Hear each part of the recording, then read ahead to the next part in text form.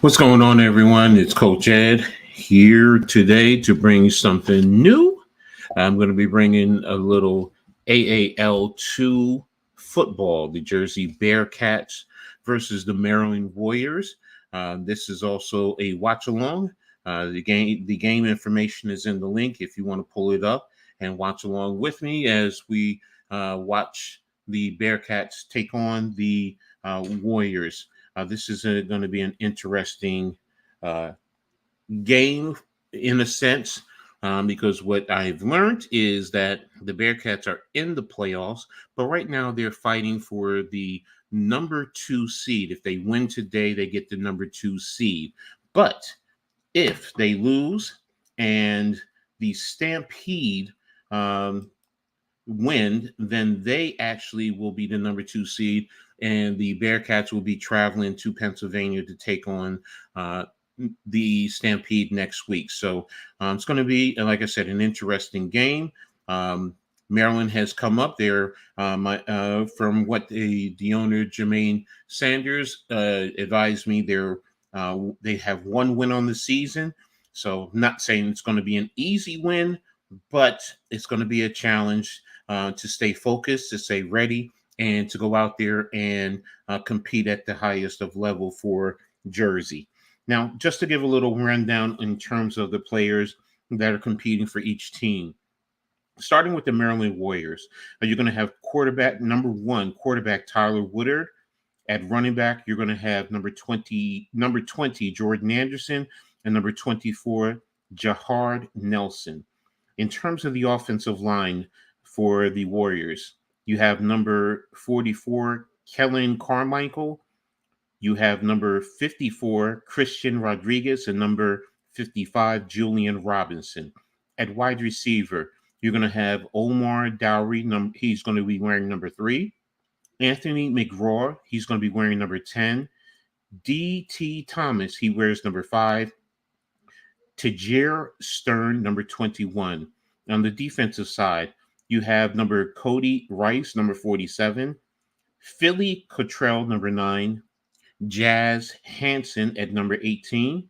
Steve Alford, number 97. And Malcolm Dowry, number 52. That's their defensive line. At linebacker, you have number 56 Steve Waddell. Number 6, Ben, all they have is Ben. And at defensive back, you have Kadeem Bailey, number 4, Ian McCullers, number 8, and Aaron Olds, number 13. Now, I do think that they have an injured reserve. And on the injured reserve, I don't know if these guys, if it's injured reserve or they're just added players to the roster. Defensive line, number 13, Nasir Johnson, and number 11, Matt Randolph. Now, for the Jersey Bearcats, on offense, you have quarterback number 5, Khalil Troutman, and number 11, Chris Andrews. I believe Troutman is going to be the starter. At running back, Nas Adams. He also will play a little defensive line. Also at running back, David Ross. He also will play, he's a multifaceted linebacker, wide receiver, and defensive back. He's wearing number 24. At wide receiver, you're going to have Brandon Renfro, number 1. Kyle Ward, number 6. Quan Smalley, number 4. Todd Simmons, number 12. And Jerry Halsey, number 3. Offensive line, you have Dwayne Larkin, number 66. Elijah McKenzie, number 52. Jaleel Teller, number 99. Zahir Reitman, number 65. And Geraldo Nolasco, number 76. Their kicker is number 19, Jonathan Cardoza. On the defensive side, you have defensive back Adam Dolphin, number 21. Tariq Pusi, number 22. Devontae LeGrand, number 8. Sadiq Nathaniel, number 10. And Drew Stevens, number 26. At linebacker, you have Keyman Coleman, number 7. Kareem Bernard, number 18. Nick Price, number 34. Deshaun Coops at number 20. You have Tariq Noble, number 47. Elijah Copes, number 61. Shea Davis, number 58. DeLon LaCroix, number 13, Jaleel Tyler, number 91, and Colton Ryan, number 88. On the injury reserve, you have quarterback Steph Cologne, wide receiver Tyler Cooperwood, and offensive lineman Christopher Coles. You also have Deshaun Johnson. It looks like, oh, he's suspended. Sorry about that. So that's the lineup for the Bearcats in reference to the players that'll be competing on both sides of for both teams tonight. So um, again, looks like Maryland is going to have a record of 1-6. New Jersey is 3-3. So it's been an up and down season for them, where they've gone win, loss, win, loss, win. So that's how it's gone.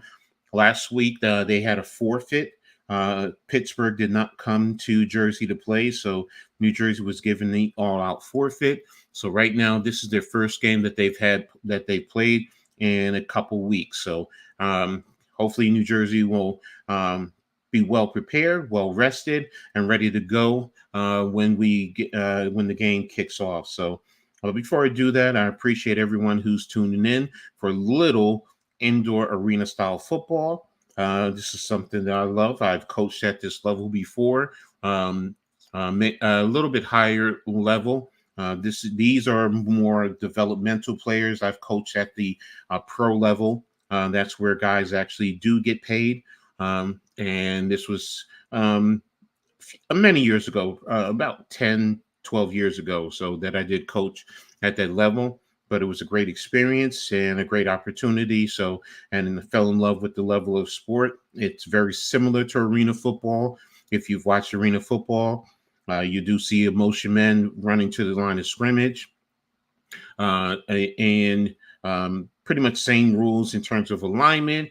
You can only blitz one actual player that is designated. There is no line stunting.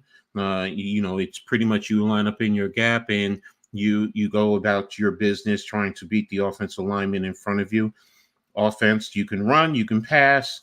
You do have to designate the tight end as with one of the offensive linemen, but everyone else is pretty much a receiver set player other than the other two interior offensive linemen. So this game is going to be played in the Warnaco Arena Athletic Complex in Roselle, New Jersey. Very nice location in Warnaco Park in Warnaco, New Jersey. Used to live out that way, so I'm very familiar with it. Great opportunity to bring your family out and see a game. Hopefully New Jersey will win this game, and fans will be able to go out and take advantage of seeing great action. So let me tap into the chat. What's up, Daniel? Thanks for tapping in. And for Nick, I'm feeling pretty good, man. I hope you're feeling well too. So thanks for you guys for tapping in and following along with me from the halftime coaching adjustment show, which I was just doing. So, but again, you can follow the Bearcats. I do have their link information in the description. You can pull up the game and watch along. This is actually being streamed on the PDF Sports Network. So if you wanted to pull it up separately, you do have that opportunity and watch along with me. I'm watching the same. I would be watching the same thing. I'm just giving you my reaction as we go along. One of the things I have noticed is, and they did apologize, they're having some slight connectivity internet issues. The game seems the feed seems a little bit fragmented, but you're able to follow along. I will not have the volume on in reference because of copyright issues. I don't want us to get flagged and have this game pulled down while we're watching it. So if you're watching the feed, you see my pretty face, and we're just going to basically talk. I'm going to talk to you about what I see and give you my reaction and my thoughts. And I'm going to be more in my element, than I normally am with a lot of the other streams, because I'll be talking football. I'll be giving you what I think as I, go along and watch this game. So, but again, and if you pull up and if you're watching the stream, don't be surprised. Coach Edd has a commercial on the PDF Sports Network that I did develop, and I'll be releasing that a little bit later on, for everyone as we go along. You'll see my commercial that was created, that I created and submitted into them. So, guys, make sure you guys, if you like this episode, as always, and make sure you guys, if you're new to the channel, the Hardcore Sports Network, or my channel, Coach Edd Gladney's Amazing World of Sports, you do all the great stuff. You like, subscribe, hit the notification, share on all your social media platforms. Really appreciate it, and I thank you guys for being here. So, but I'm just waiting for kickoff right now, so we can go ahead and get into the live action with the Jersey Bearcats. So Jersey also does have a dance team. So if there are the aspiring dancers, you can always reach out to them. This will be the last regular season game before they go into the playoffs, but they're always going to be looking for dancers going into the future. So some pretty nice, beautiful young ladies there. So, but I do appreciate seeing dancers. Hey, I'm a jock. What can I say? I definitely like seeing things of that nature. So, but we'll be going along. Right now they have the dancers. I guess they're doing single introductions, and they're doing their little thing as they're out there dancing, spinning, twirling, cartwheeling, whatever. But hello, ladies. Thank you for the entertainment. So definitely appreciate seeing the dancers out there along on the field there. So in the arena and indoor level, Tommy, thanks for being here, brother. Really appreciate you tapping in and your support. Now, in the arena level, indoor arena level, the field is not like the conventional NFL field. It's roughly the 25-yard line is your midfield. So as you see, it's roughly about a 50-yardish field from goal line to goal line, and then the end zones usually are about 8 yards in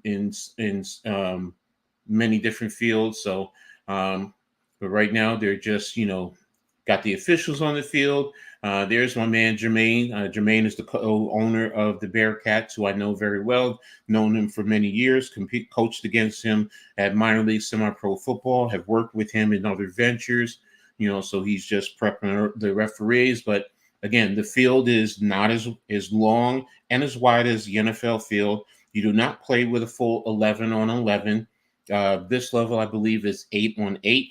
Usually you have two definite interior offensive linemen, and an extra one is the so you're going to see 3 offensive linemen. Usually one of those is actually a blocking tight end. Most teams will have a running back, because depending on what the defense does, and then you'll have 3 wide receivers and the quarterback. One wide receiver is a motion guy, and he can go side to side in terms of motion, or he can line up deep in the backfield and come running towards the line of scrimmage and just get to the line of scrimmage right before the ball is snapped. So I'm trying to see what's going on here. Tommy, this is actually a regular season game. So unless you're talking about the UFL, I can't see the UFL because I'm not following right now because I'm covering the AAL2 playoff game. So trying to see what's going on here. Oh, the UFL, give me an update whenever you can. Just throw a score in the chat, so we can all be updated as to, what the score is. So, but I appreciate you, keeping us up to date with what's going on there. I know last time I saw Michigan was up over Birmingham. So, but here in the Arena League, again, like I said, give you the breakdown of the field. The end zone, the goalposts are not as wide as they are in the NFL. And here in the indoor, you're going to see it suspended actually from the ceiling down. So they don't have the goalposts in the ground. So, but again, if you have a kicker, that's always advantage. It was 24-18 Birmingham. Now it's 30-18. So Birmingham put the pressure on in the second half. So, hey, Birmingham's going on to the championship. So hopefully my St. Louis Battlehawks can come away victorious. So uh, now, one other thing I just wanted to let you know, this game is a benefit game for autism awareness as well as fraternal orders associations. So there is, if you're watching, you're going to see some mention of that. The Bearcats do a great job of being out in the community and supporting other organizations, but also getting support. They usually do have a big fan base or a large size fan base that come to these games. It's not like it's thousands. At this level, you're lucky if you get fans. For them, they probably have a couple hundred fans, who are there consistently. So, and that's a great support, for this organization, for what they're trying to build. And they're being consistent. They're trying to build it up the right way and continue to build a good following, which is why, like I said, I've known Jermaine for many, many years. And it was my pleasure, my honor to tap in with him and be a supporter of him, as well as he be a supporter of Coach Edd, because this is what he's trying to do to help us all along. So right now they're doing pregame introductions and introducing the players, as they're coming out. Right now, seat number 58. Didn't see a 58 on the roster, so don't know if that's one of the injured reserve players, Chris Coles, I guess, because it looks like a lineman. But hey, just going to go ahead and rock with what I have here and call it from there. So, but again, really excited to go ahead and bring you guys, this level of football. And hey, you never know. There might be a team in your local area that may want to one day end up supporting, and just taking your family and going out, not having to spend hundreds and thousands of dollars, for the professional level. Here it's a little bit more intimate. You're able to connect a little bit more. These are a lot of local guys that may have played at your local high school, local small time college, whatever. But it's the fact that they're there and you can connect with them. And same thing with the dancers. And you'll be able to go ahead and after the game, sit down and talk to the players, to take pictures, whatever the case may be, and get the human aspect of, the athletes there. So, but again, right now they're doing the pregame announcements. Does seem a little bit fragmented right now. Let me see. Let me see if I can pick this up on. I'm going to see if I can pick this up on my phone. Just bear with me. See if this seems a less fragmented as it does there. PDF Sports Network. And I'm going to mute for just 1 second. Just bear with me, ladies and gentlemen.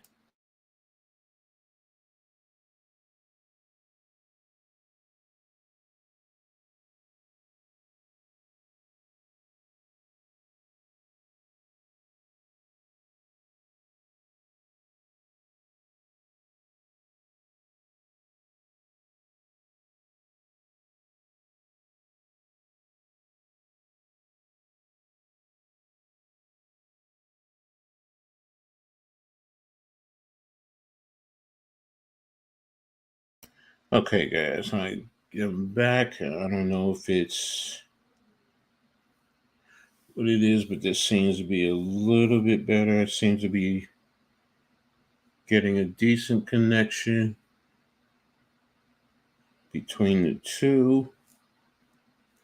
Okay, but yes, not as fragmented as it was before. What's up, Art? Cool. Thanks for tapping in, brother. I really appreciate. Man, watching the Texas Rangers offense is putting me to sleep. Hey, can't speak to you about the Texas Rangers, bro. So I don't know. So I can't. I don't know how it is with that team. So I feel for you. Hopefully, you'll be able to get better play from the team as the season goes along. So. But Yeah, I'm watching right here. Looks like it's pretty good. Beautiful dancers. I must admit, they have some very beautiful dancers. So, hey, ladies, so hey, that's Coach Edd. You know how silly I can be. So, but again, I appreciate that. But again, if you want to pull up the actual stream, it's there in the descriptions. Go ahead and pull it up, and you'll be able to watch along right with me. Yeah, they just introduced the kicker last on my TV. So looks like they're all getting onto the field.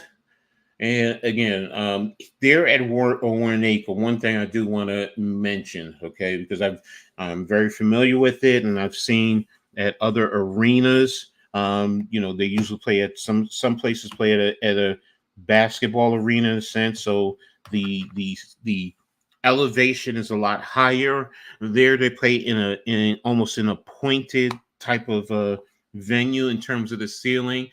So there are some rules that are in place in terms of the ball if it's hitting the ceiling where it's dead, and there has been some times that has happened, but it doesn't take away too much from the game and the experience.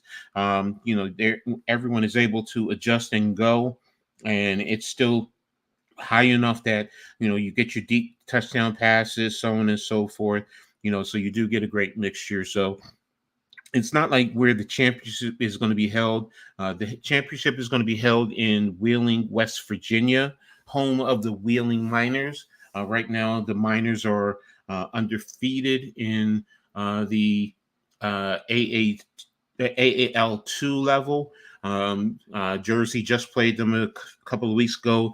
Took a tough loss against them, 25-20, but they had their opportunities if they played a better brand of football. In the in the first half, a pick six. If you take that play away, Jersey, I think would have come away with the win based on the way they played. But again, you still have to lace it up. You have to line it up, and you do go from there. So, but right now, they're singing the national anthem. Both teams are on the field, showing great representation.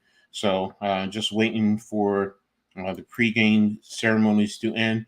Rangers, you know how it goes. Finally, 1-1. Got satisfied. Not as hungry. Won't win it back to back or another anytime soon. Hey, I understand. I mean, they got their championship, benefited everyone there in Texas who, support the Rangers. So, kudos to them. Hopefully, my Yankees will, be able to fight through and get the opportunity to compete for a championship. So, as a Yankee fan, that's what I would like. So, but looks like they're getting through the pregame arrangements. Just, little showing a little bit of all the teams, dance teams, and the players going to their respective locations. Players to the bench and the dance team. I don't know what are they doing. Yeah, unfortunately, this fragmented internet is the challenge. There must be some type of pregame ceremony Jermaine has established for them. So I'm trying to see because I even have it on my phone just to see if I can pick it up. And let's see. Yes, coin toss, and looks like a special pregame ceremony.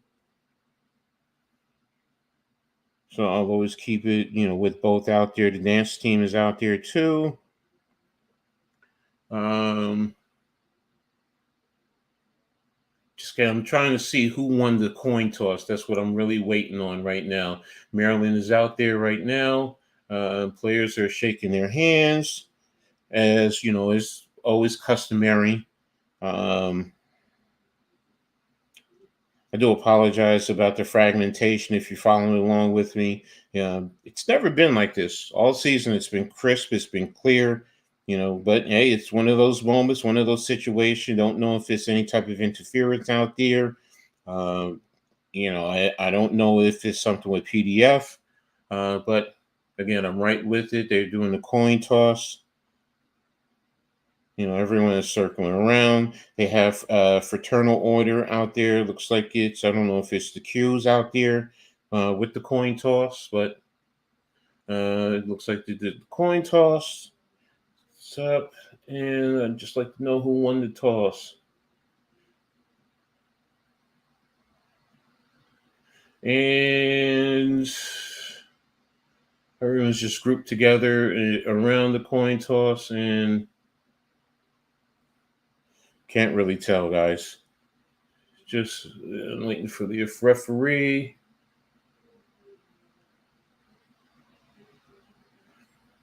Yeah, and just really couldn't tell. The fragmentation just really threw it off for me. But I'll wait to see. I know when they line up. I know how they line up and who's usually on the special team. So, but one thing I will say, kicking here in this stadium, you do not want to kick high. Most of the times, you're usually trying to quick some type of a squibber, down the field. With that squibbing, it doesn't have to worry about hitting the ceiling. So there are certain rules where, if you kick the ball out of bounds, it comes to midfield. So, you definitely don't want to kick the ball out of bounds. You do have padding along the walls. One of the rules is if a player is not pushed into the rule or touched before he hits the padding and he bumps the hat padding, as long as he does not touch the sideline, then he's still in bounds. So, he still can actually move forward if he has the football. So that's interesting. So, sometimes fans get a little bit confused with that because you think you see him up against the padding and you're saying, hey, isn't he down? But, if he doesn't touch the white sideline or he's not pushed into the padding, then he's able to continue on. And it does happen from time to time. So, yes, it can confuse you, if you're watching. But, once you understand the rules of the game, it's easy to pick up and you're able to go along. Now, they do have a special AAL2 football that they use. It's a combination of blue and white with the league logo on it. So it's not your normal pigskin composite that you usually see, the brownish type of football. Now, the head coach of the Bearcats is AJ Roque. He's also a coach over at King University, my alma mater. He's also played at the King. So the Bearcats are going to be receiving the football. So that's a big kicker. That boy looks like he's about 300 plus pounds. So, but hey, if he can kick it, he can kick it. So we're getting ready for the kickoff, and I'm just waiting to see him approach. The kickoff is from the goal line. So in arena and indoor football, that's what you will see. The ball is always kicked off from the goal line. So, and here we go. The ball is kicked and it's squid down the field, touched by one of the Bearcats right around midfield and tackled at around in the plus territory. That was number 22 for the Bearcats, who Tariq Pulsey, who returned the football. The Bearcats look like they're going to have the ball around the Warriors' 21-yard line going in. So it'll be 1st and 10. The first downs are still the same, 10 yards for the first down. They do put the chains on the sidelines. You'll see it hanging. There's no one literally standing there holding it for security purposes. So no one, gets hit if the players come to their side. Jersey is lined up in the backfield. Ball tossed to the running back going to the outside. Moving down the field. Looks like he's picked up of about 7 or 8 yards for New Jersey. So that should bring them to a 2nd and 6. The one who ran the football looks like it was number 1. And looks like it was Brandon Renfro, who picked up of about 7 yards. Yeah, so it'll be a 2nd and 3, and it will be from about the 14-yard line of the Warriors. New Jersey comes out in formation, 3 to the left side, 1 stacked back. A running back is up in front of them, motion forward. quarterback drops back. Number 5, passing to the end zone, and the ball is incomplete. He was passing to number 13. So Troutman was passing to wide receiver number 13. And that looked like it was DeLon LaCroix. So that pass was incomplete. So it's going to be 3rd down and about 3. I don't know why they have 3rd and 6 when you started at 21. So should be about 3rd and 3 for New Jersey. 2-1. Inside handoff to the running back. And he's running strong. And it looks like he's going to pick up a 1st down. And that was number 9 running back for New Jersey, Nas Adams. The 1st down for New Jersey should be about the 8-yard line. So it's going to be a 1st and goal for New Jersey at the Maryland 8-yard line. So New Jersey comes out. They're going to have a receiver at each side. Running back is offset to quarterback's right. You have a deep motion to the right and motion to the line of scrimmage. Inside handoff to Adams. And it looks like he's picked up another from the 8 down. Where did he get to? Looks like he's going to be at about the 2-yard line. So that's a 6-yard pickup. New Jersey is on the ball going hurry up, same formation. Deep motion to the right. Motion's coming up. Inside handoff to Adams. And looks like he's in for the touchdown. Touchdown, Bearcats. New Jersey's scores on the ball automatically. A nice 2-yard run by Adams. New Jersey working quickly, getting physical right at the point of attack, right at the line of scrimmage. Took the ball and came right down the field, started in the plus territory, and now they're up 6-0 on Maryland right now. So New Jersey has their field goal team on the field, and they're lining up. Kicker is Jonathan Cardoza. He should be kicking from about the 10-yard line for the extra point.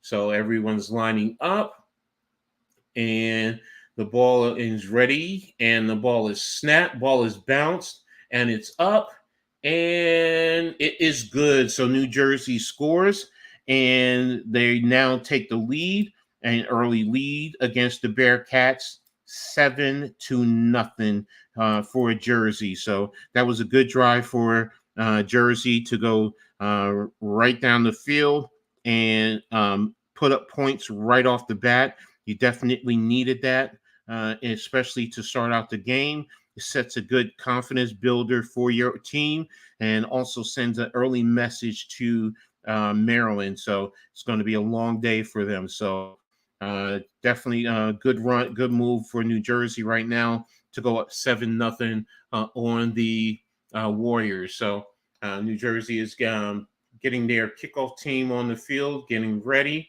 But again, that was a good drive for New Jersey, to be able to go out there and set the tone and to move down the field. So Cardoza has everything lined up for the kickoff, and he's ready, making sure everyone is ready. And I guess they're waiting for the officials to mark ball ready for play. But again, good job by New Jersey driving down the field. Yes, you had a short territory, and that's even more the reasons why you needed to capitalize in a situation like that, not a field goal touchdown. The arena indoor style of football is a high scoring type of a game, and that's what you need to do. You need to score touchdowns whenever you can. So, AK, what's good, man? Good to see you. I miss you too, bro. Glad to see you back. You're always in my thoughts and prayers, brother. Definitely going to talk to you a little bit later on when things get settled in. So, right now it looks, I don't know why we're waiting. It's probably something with the officials. But again, Jersey to be able to go out there and score. Looks like they have the scoreboard up today. I'm really trying to see. I don't know if it's 10:49 left on the clock, but if it is, that is a good job. And here comes Cardoza, and he squizzed the ball down the field, and the ball is taken in play. And you have number Looks like that was number 5 for Maryland, who returned the football. And that was DT Thomas. So Maryland has the ball. It was a short return. He took it from the left side, brought it up about 5 yards. And looks like they're going to be about the 5, 10, 15.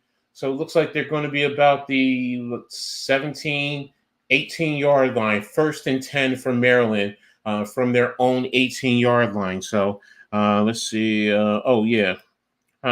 Yes, sir. Hope all is well. Much love to you. Yeah, everything's good with me. Hope everything's good too with your family, man. But yeah, we'll definitely talk soon. So, but Maryland has the ball at their own 18-yard line. It's going to be 1st and 10 for them.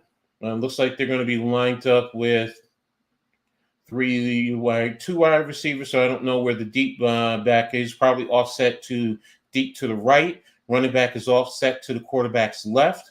That looks like Tyler Woodard is the quarterback for Maryland, and defense is all set for.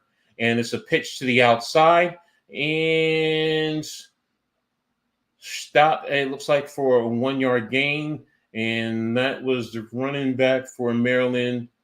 Can't really tell is that number 14 or number 18. So, but again, there's only a pickup of a 1 yard for Maryland on the play. So Maryland breaks the huddle. They have 2 to the left, and the deep motion man off to the left. Running back is to the left of the quarterback, and the motion man is barreling around. And he's coming up to the line of scrimmage. Ball is snapped.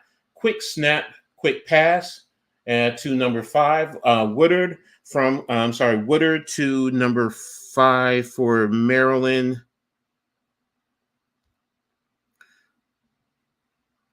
Trying to find the number 5. I thought I had him earlier. DT Thomas. DT Thomas is the wide receiver for Maryland who caught that pass. And that brought the ball over midfield. So that would be should be a 1st down for Maryland, if I'm reading the field right. So motion to the left, another quick hitch, and incomplete pass. Maryland looks like they're trying to work the quick game right off the bat. Jersey being off in terms of their coverage. So positioning themselves pretty well. And it looks like they're at about the 22-yard line. Yeah, they're around their 22-yard line. So it should be 2nd and 10. But on the TV, it says 4th and 2. So looks like we have a timeout, officials timeout. So again, don't know why they have 4th and 2 on the screen. It should be 2nd and 10 in my guesstimation. Don't know. They said official timeout, so I don't know who the timeout was for, though. It looks like it was one of the teams called the timeout. So, but they're going to go through a special promotion, timeout promotion. Looks like they're going to do some type of a race. That's what I know they usually do it when they get these timeouts. They just take it's like a potato sack race. So, but again, we'll see. My TV is behind my phone, so I'm going to jump ahead to my phone, guys, because my TV seems to be behind. But hey, they were on the potato bag race. Don't know who won that one, so. But hey, good luck to them. That's the one thing that I definitely appreciate about the Bearcats. Again, like I said, they do try to work with the community. They try to get out there and be supportive. But again, Maryland has the ball. There's the snap, another quick action, quick snap, quick play, and it was a 1st down from Woodard to. Can't tell them. Looks like it was Anthony McCall. So Tommy says Neighbors is looking ready to show up in camp. Yeah, we'll see. Hopefully it continues. So, but going to the replay. Yeah, that was it looks like it's about a 2 or 3 yard play. Well, he's saying 1st and 10, so I don't know. So they tried to run inside zone, handoff to the running back, and that looked like it was, can't tell his number. That was number 25 for Maryland. Man, they were not matching up with their roster, but hey, my they're going 2nd and 10, so I'm going to go off of what they're saying. I don't know why it's saying that. Maryland has 2 receivers on each side, motion man to the right. He's in motion, another quick hitch, and quick pass to the left, and tackled immediately by the Bearcats. And that looks like it was number Maryland, Omar Dowry, who picked up a couple of yards. And what are we going to be at? Are we going to be at 2nd or 3rd down? All right, referees are stopping the clock. It looks like padding fell off of one of the boards down there. It's going to be a 3rd and 7, so he picked up 3 yards there. And Maryland is lined up. They have 2 motion man to the right and quick pass, and quarterback is sacked. Good job by the Jersey Bearcats defense. And that sack was by number 56 for New Jersey. And 56 is Shea Davis for New Jersey. So good job on the back end by the defensive backs. They did not let any defensive back get clear, and Jersey was able to secure this sack. So it's going to be a 4th down. Maryland has a trips to the right. They have the deep motion man to that right, motioning up. Ball is snapped, and quarterback is stepping up, number 1, and he's trying to get away, and he's down. It was a 4th and 12, and that will make it a turnover on downs. Looks like it's right about the midfield stripe for New Jersey. So good defense, good pressure up front for the Jersey defensive line. They brought the pressure, forced the quarterback out of the pocket, and now it's a turnover on down. So New Jersey will get the ball with good field position right around the midfield area, and with another opportunity to go ahead and see if they can put on more points on the board. So New Jersey right now is up 7-0, and they're breaking the huddle, and they have the ball. They have 1-and-1 on each side in terms of receiver. Deep motion guy to the left of the quarterback, running back to the right, motion up. And there it is. Quick deep pass and incomplete pass for New Jersey. Troutman looked like he was trying to connect with, that was looks like it's number 13. Number 12, Todd Simmons for New Jersey. So it's going to be a 2nd and 10 for New Jersey when we come back to play. New Jersey looks like they're lined up right about the 25-yard line. So it's going to be a 2nd and 10. Same formation, 1 wide receiver on the line of scrimmage each side. Deep motion man to the left, running back offset into the front of the right of the quarterback. Ball is snapped. And there it is. A deep pass down the middle of the field.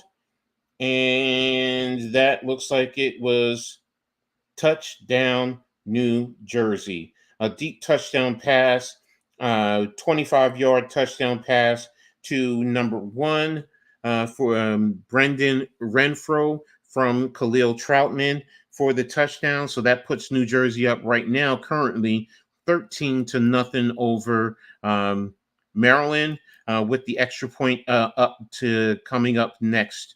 So good job. I mean, step right back, drop the deep pass right over the middle of the field, and able to connect on the play for the touchdown. So good job by New Jersey to be able to add on those points.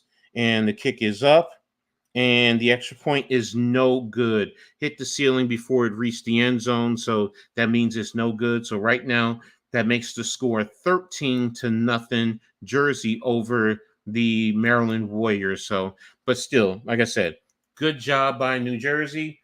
Deep pass over the middle. Renfro split the middle of the field and was wide open. There was pretty much no one there against him as he waltzed into the end zone, making a play and getting the ball into the end zone for for Jersey. So again, good job in the first quarter. 13-0 for Jersey. They're working. They're doing a good job of establishing their will up front. Being able to give their quarterback time to make a play like that. Also, in the first series, being able to run the ball against the Maryland defense. So, overall, good execution. So, looking forward to seeing what they can do defensively this next series, see if they can create a turnover or get a stop. So, ball is lined up for the kickoff. Is down the field, right down the middle, and the ball is hit, falls into the end zone, and tries to come out of the field, and he's tackled right at around the number 5 yard line, tackled by looks like number 18, Kareem Bernard, and that looks like the return for Maryland was by number 4, Kadeem Bailey. So Maryland's going to have the ball. Looks like they're going to have it at around their 5 yard line. 6 yard line, and they'll have the 1st and 10 at that point in time. So Jersey did a good job kicking the ball down the field, letting it bounce, and then getting downfield to make a play and tackle the ball carrier. So again, they have the ball spotted at about the 7 yard line, 6 yard line. Yeah, it looks like it's about the 7 yard line. So Maryland has a trip bunch to the right, running back offset to the right. It's going to be a screen, and instantly Jersey is right there. Quick screen to the right, and the defense was there immediately. So Woodard passed the ball out, and defense made a play, tackling him right at the line of scrimmage, literally for about a 1 yard gain. So it's going to be 2nd and 9 for Maryland at their 8 yard line when we come back to play. Ball is going to be on the right hash for Maryland. They're going to have one receiver at the line of scrimmage on each side. Running back is offset to the quarterback's left, and the motion man is to the left. Motion high, motion quick, and quarterback pump fake, and he's trying to run, and he's moving up downfield, and it looks like he's close to a first down. Did they give him the first down? No, I'm sorry. He's looked like he only picked up 5 yards. So looks like it's going to be about a 2nd and 5, 2nd and 4.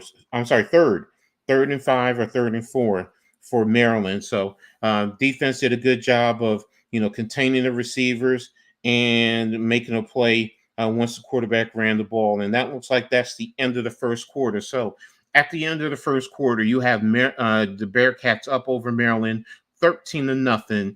Jersey is doing a good job of controlling the game, and it basically pretty much instilling their will against Maryland right now. So this also can be a good setup for the playoffs. This Jersey working hard to prepare themselves, especially since they did not have a game last. So they doesn't look like they came out, and it doesn't look like they're rusty. Looks like they came out and they're very efficient and effective in terms of how they're executing their plays. So, but again, good job by Bearcats. Maryland, conversely, I mean, they have to try and get something going. They need to really move the ball down the field. This first down is very imperative right now, because you don't want to end up with a 4th down. It doesn't look like they're going to be able to kick the ball. trying to kick a field goal. So if Jersey stops them, Jersey would end up with a short field, and you don't want to do that because then you're going to put them in great opportunity to score right off the bat. So, but we'll be coming back to game action in a little bit. Jersey is up 13-0 over Maryland. Right now, the Bearcats dance team is out on the field, and they're putting on a great performance for those in attendance. So, and again, it's something that's great to see when you have a nice dance team. Their routine is well rehearsed, well versed, coordinated very well. These women are putting themselves through a great routine that those in attendance and those who are watching can appreciate. So maybe one day some of these ladies will be dancing for any of the locals or any of the professional levels, whether it's in the NBA, the NFL. And I don't believe hockey has dance teams. So, but again, like I said, they do a great job. They're doing a great job out there dancing. So, everyone, make sure you guys hit the like button. If you're new, make sure you subscribe. Hit the notification and share on all social media platforms. Does a great job in helping grow my channel, helping grow the Hardcore Sports Network, and allowing us to continue to give you more and more great content out there, allowing us to bring you more and more great content. So thank you everyone for being out here. So Maryland's coming out now out of the huddle. They're lining up at the line of scrimmage. And it looks like they have 1-on-1 on each side. Running back, it looks like he's offset to the quarterback's right. You have a deep motion man to the left. So New Jersey is lining up in, can't tell right now. Looks like they might be in a cover 3 in terms of that. So, but yeah, motion man was jammed right at the line of scrimmage, and pass was off. Pass was incomplete. Ball was short to the receiver. He was actually open. Looks like quarterback had some pressure in his face, so wasn't able to get it all away cleanly. Ball went right into the ground. That'll make it a 4th and 5 for Maryland. So this is a critical juncture for Jersey. I'm sorry, for Maryland. They have to get a first down. If they don't get a first down, you're giving Jersey a great scoring opportunity. So right now, Maryland is lining up with 3 with the deep motion man to the left. Running back is offset to the right of the quarterback. So Jersey is lining up. Here's the motion. Ball is snapped. Quarterback has time, and the ball is down the field, and it's deflected. The ball is deflected away by Jersey by number 10 for New Jersey, Sadiq Nathaniel. So that'll turn the ball over to the Bearcats on a turnover on down. So that's exactly what Jersey would want in this situation, but not what Maryland needed. If the quarterback had to put the ball a little bit deeper, he had his receiver over the top of the defensive back. That should have been 6. But again, because he wasn't able to do that, that's 1st and 10 New Jersey. And it looks like they're roughly at about their, looks like they're at their 16-yard line, 17-yard line of the Maryland Warriors. So New Jersey is definitely in the huddle, and referee blows the play for ready, and New Jersey comes out, and they have one receiver to each side. Motion man is deep left, and you have quarterback giving the running one of his receivers signal. You have the running back offset to the quarterback's right. Motion looping around to the left. Ball is snapped, and there it is. The middle opened up, and Trotman took off, and he picked up a good yardage, probably about, did he get 7-8 yards? Looks like he got about 7 or 8 yards. Going to be 2nd down. New Jersey, are they going quick tempo? Yeah, they're lining up quick tempo. Same formation. Motion man is actually deep to the left, running back to the right. inside handoff to the running back. And did he make the first down? Looks like he picked up about. Did he get the first down here? Looks like it's a short. Can't tell. Looks like he did get the first down. Oh, they said second and goal. So he did pick the first down up previously. So it's second and goal right now. So New Jersey comes out. One receiver on each side. Deep motion man to the right. Running back is offset to the quarterback's left. Ball is snapped. And the running back, Adams, he stumbled and was tackled for a loss. So looks like that's going to be about a 2 or 3 yard loss. So it's going to be third and goal for New Jersey. Maryland looking to stop this. They want to force them to kick a field goal or at least get a field goal try. So it's imperative that they stop New Jersey right now from scoring a touchdown or even getting close to being able to go on fourth down for a touchdown. So again, it's going to be third and goal. Looks like it's right about. Looks like the ball is at about the 3 yard line, 2.5 yard line, 3 yard line of Maryland. So Jersey is in the huddle right now. And we have the play coming in. And let's see what happens. Jersey's breaking the huddle. And my phone is freezing on me.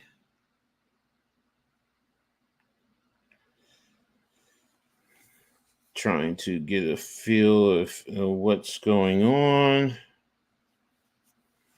All right, Jersey's out of the huddle. They're lining up. And it looks like you have 3 to the right. And the running back is offset to the quarterback's left. And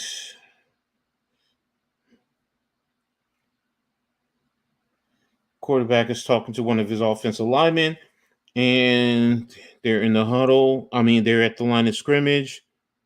And we're bringing the motion man, Kyle Ward, to the line of scrimmage. And it's actually a handoff to him. And did he get in? Waiting for official to give me a signal.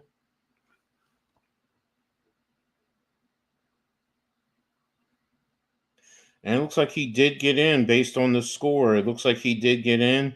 That's what it was. It was they brought the motion man down towards the quarterback, took a handoff, bounced it out to the outside, and got into the end zone. So it's now 19-0 for Jersey, and they're lining up for the extra point right now.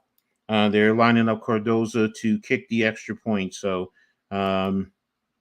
waiting for the announcement to see what we have here.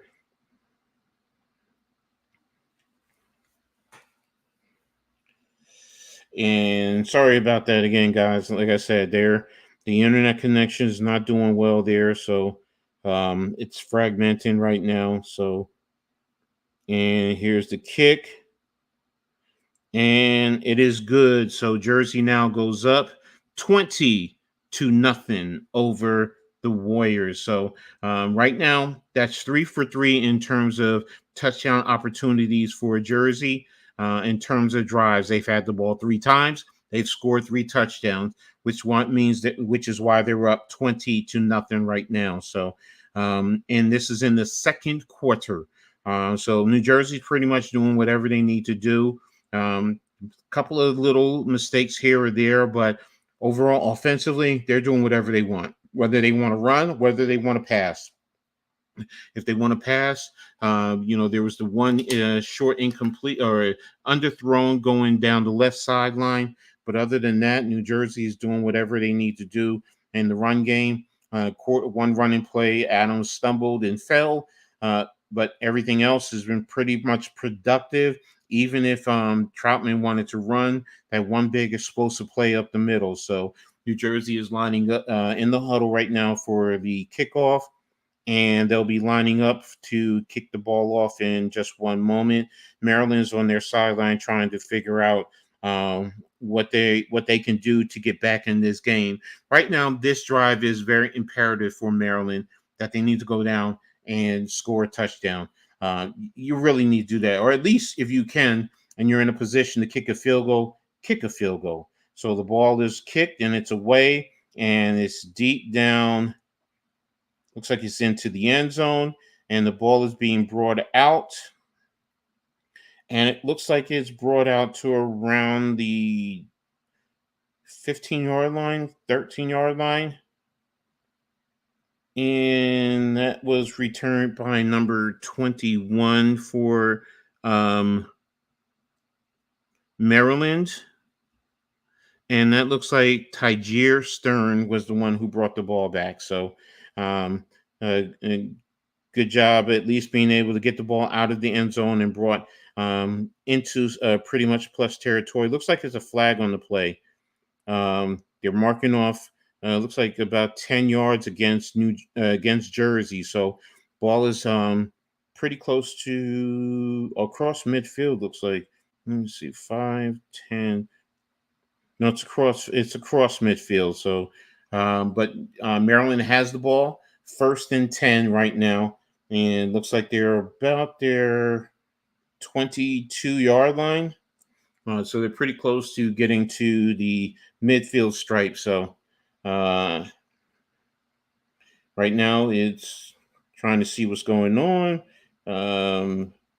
Timeouts on the field.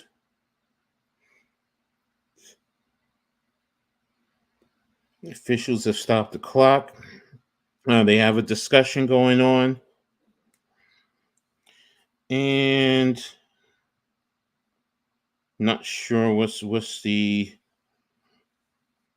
reasoning. They're pulling the players to the side.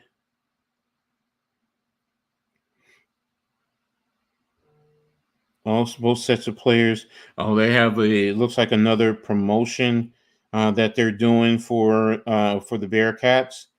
So that's why it was a timeout, and they're doing some, like I said, some type of promotion. Don't know if it's a race, what kind of a race. I just see a bunch of people on the far end zone lining up with Jermaine down there, and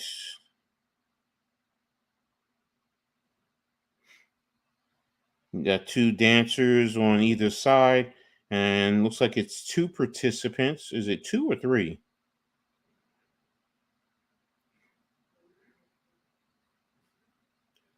Looks like there's going to be 3 participants, 3 young men there, and good luck to them, whatever this is.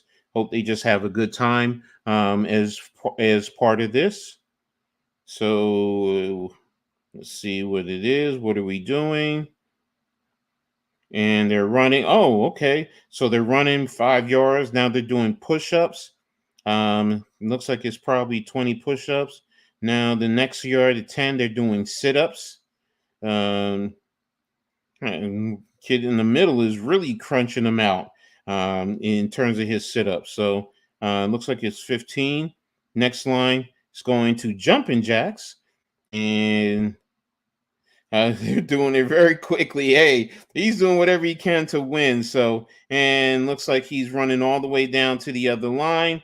And he won. The kid in the middle went the blue, won. So, congratulations to that young man. Whatever it is, it doesn't matter whether they win or whether they lose. It's competing. That's the biggest thing. Did they compete? Yeah, they competed all the way through. They didn't give up. So, I'm glad to see that. So, congratulations, like I said, to all 3 of the young men who competed in that event.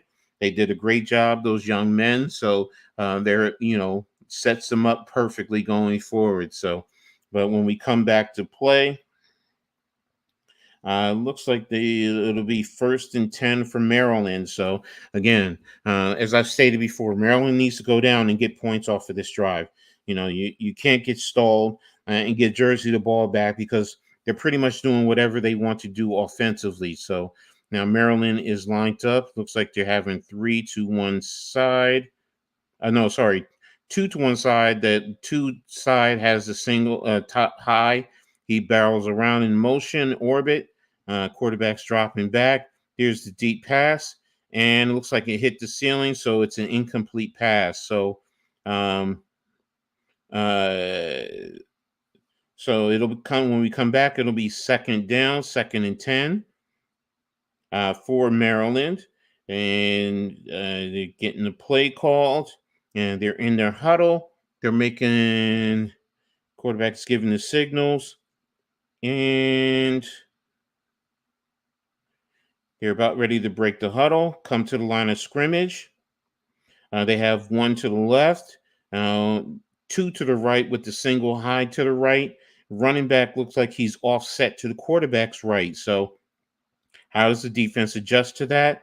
And here comes the motion, and quarterback steps up, avoiding the pass, and deep over the middle, touchdown Maryland. What a play! What a pass! Deep touchdown. Roughly looks like it's about a good 40-yard. 30-yard touchdown from Thomas, from Woodard to number 5 Thomas for the touchdown. So good job. Don't know what happened with Jersey in the zone. You had a blown coverage. I could see it right there. 2 jump to the outside with no one staying in the middle, where Thomas was able to come across into the middle with no one there. Looks like they were trying to go cover 2, and on the backside to the defense's right, the deep safety man didn't play his zone area. So right now it's touchdown to Maryland. Maryland comes out, and looks like the defense wasn't ready. They're running guys out onto the line of scrimmage. Onto the field to play. Guys weren't ready, so I don't know what happened. Coach AJ is grabbing his guys, and he's going over some things to make sure guys are on the same page. So, but yeah, you should know that Maryland doesn't have a kicker, so they're always going to go for 2. Be ready for that.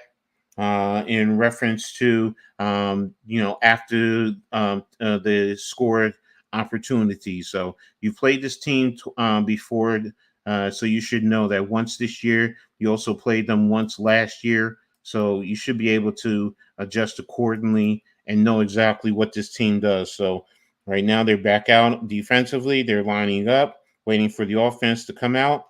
Offense breaks the huddle.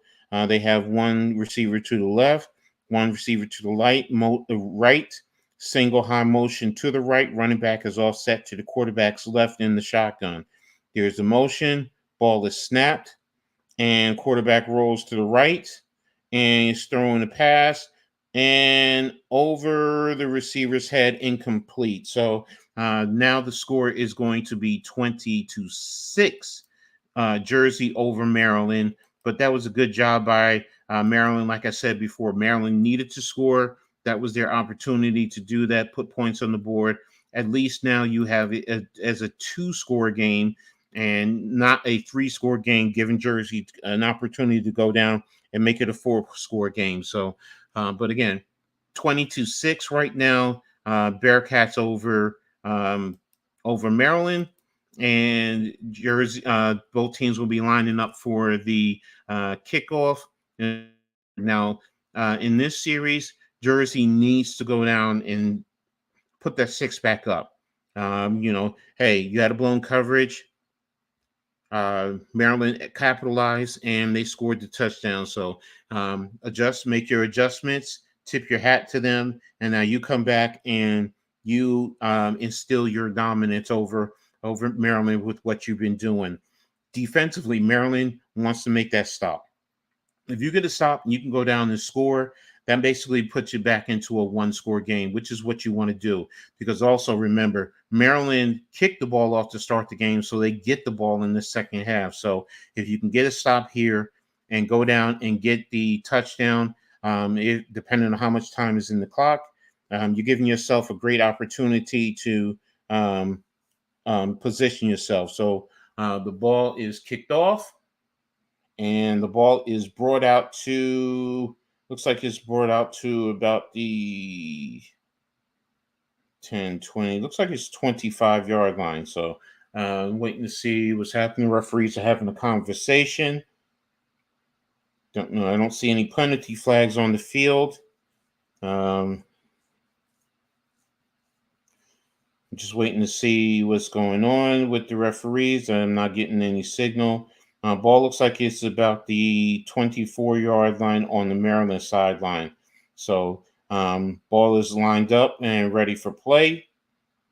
Jersey comes out.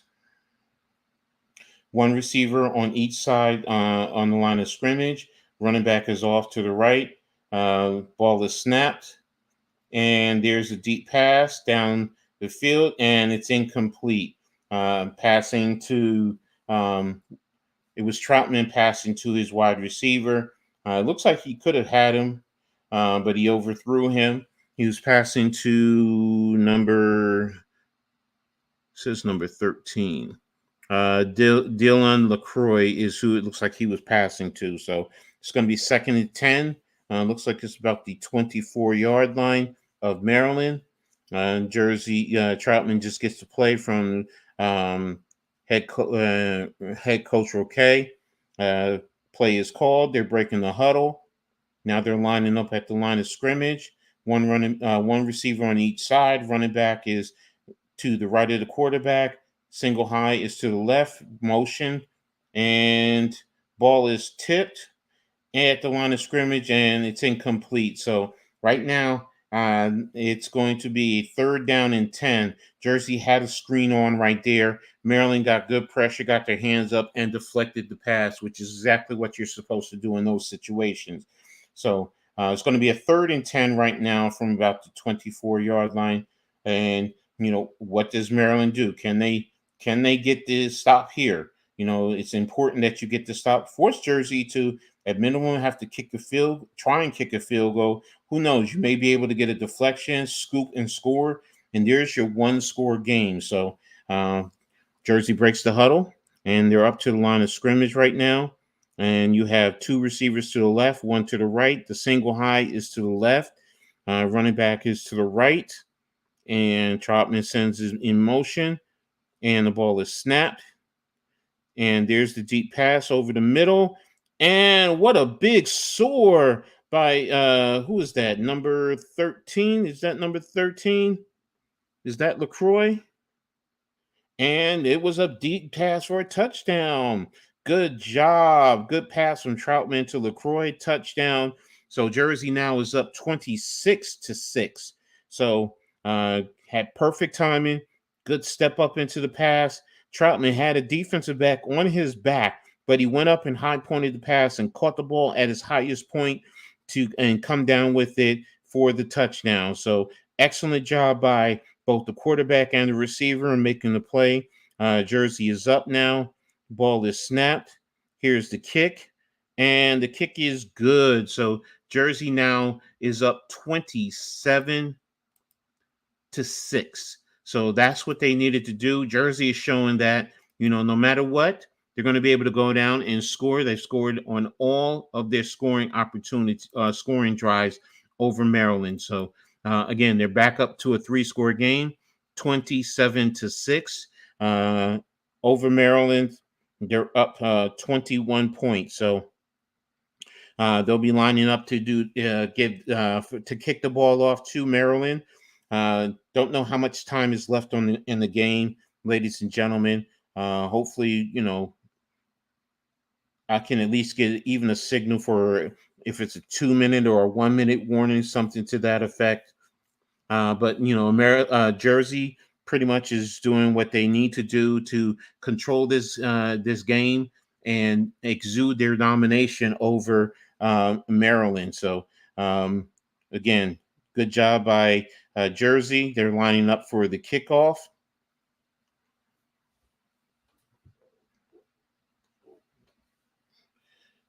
So, and getting the last minute instructions. And here's the kick. The ball is down into, looks like it's into the end zone. And it looks like he downed it in the end zone, so that will bring the ball out. I don't know where it brings the ball out.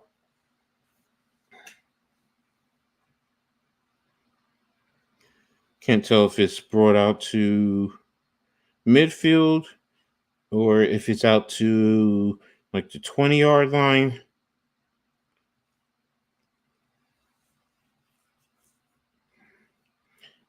Looks like it's about the 20-yard line, if I'm not mistaken. And it's 5, 10, 15. Yeah, it looks like it's about to the 20-yard line. So Maryland's going to be lined up 1st and 10. You're going to have 2 to one side to the left, 1 to the right. The high motion to the left. Here comes the motion. Ball is snapped. And deep pass over down the right sideline for the touchdown for Maryland. Let's see. Is there a flag on the play first? Yeah, it looks like there's a flag on the play. Yes, against Maryland. So that's going to mark them back. That's going to take the touchdown off the board. Lucky thing for Jersey that happened, because you were going to give Maryland a great opportunity, and give them good confidence. So penalty is marking the ball back. Looks like it's about 10 yards. Looks like it's going to be a 1st and 20 for Maryland when we come back to play. And Maryland is lining up. 2 wide receivers to the right, to the left, 1 to the right. Everyone is pretty much in close spot. Running back is offset to the right. And here we go. The ball looks like it's snapped. Actually, no, there's another flag on the play.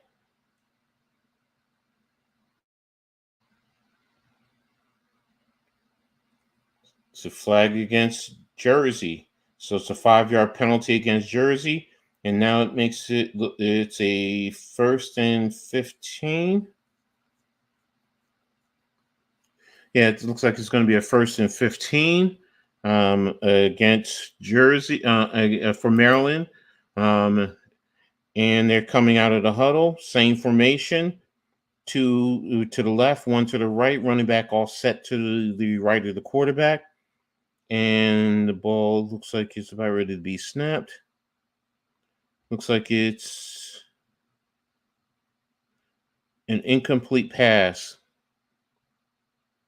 So when we come back, it'll be a 2nd and 15 for Maryland. So Jersey starting to get a little complacent right now. They need to play with a sense of urgency to break the will of Maryland. That's what you really should be doing right now. You should be hungry to say, I want this football. Let me create a turnover, get a major sack and a scoop and score, because then if you can go up and push the points into the 30s, that may start to chip away at Maryland. So Maryland's coming out of the huddle, and they have 1 to the right, 2 to the left, high motion to the right, running back offset to the left of the quarterback. Ball is snapped, and quarterback is pressured, and he's throwing a pass, and looks like it's incomplete. And it looks like it's going to be a 3rd and 15 when they get back into the huddle. So good job by Jersey. They did get pressure on the quarterback right into his face, and they forced him to throw an incomplete pass because of the pressure and him rolling out. So 3rd and 15 for for Maryland, and Jersey's defense is doing a good job. Right now, Jersey needs to get a stop and hopefully get the ball back so they can go before halftime and score another touchdown. You don't want Maryland to score right here because if Maryland can score, it looks like it is under a minute. So if Maryland does score here, remember they do get the ball to start the second half. So that would give them a great opportunity of back-to-back scoring opportunities without Jersey having the football. So, but now Jersey, you want to get a stop. If you can get a turnover and take it to the take it to the end, take it to the house, so you can add points on. That will actually go a long way into what you're trying to do in this game. So out of the huddle, they have three to the left. Running back is offset to the quarterback's right. Looks like they're playing. Are they playing a zone? Yeah, Jersey is playing a zone, and the quarterback is pressured, and he's tackled for a loss. And can't tell if that was a penalty. Quarterback looks like he's hurt.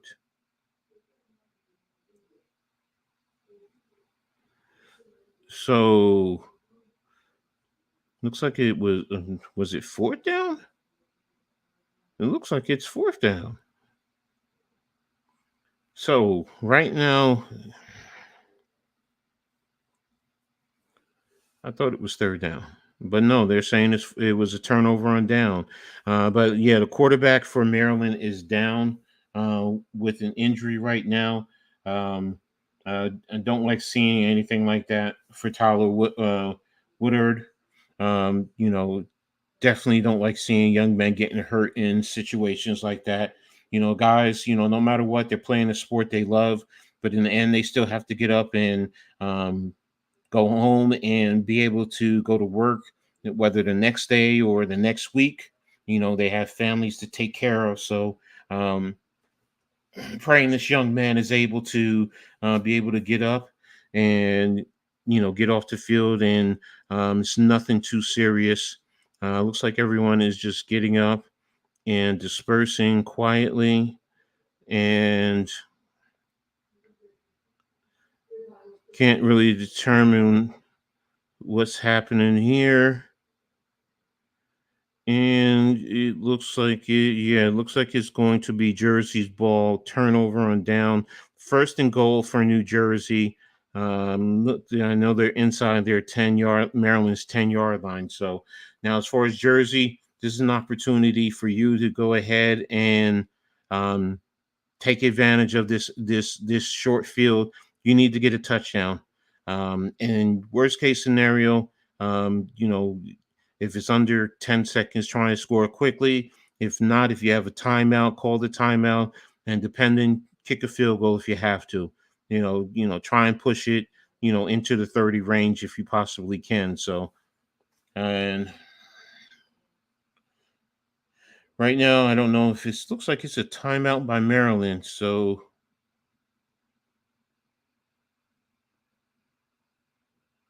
what's going on? It's just confusion for me right now because I can't tell, especially with the fragmented field.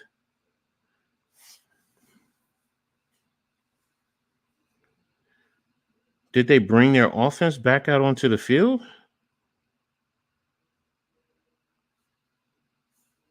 Yeah, I don't know what the officials are doing right now. It's way too confusing as far as, and I'm sorry about this, ladies and gentlemen. I'm usually on point with this. I don't know what's going on. Um, you also have the fragmentation of the cameras, so I'm not getting the full scope of everything. Of course, I can't hear what's going on. They brought their offense back out onto the field. They brought it out to midfield. Looks like it's first and 10 for Maryland. Don't know what the penalty was. Didn't see a penalty flag or anything. Ball is snapped, and quarterback is pressured. And what do we have here?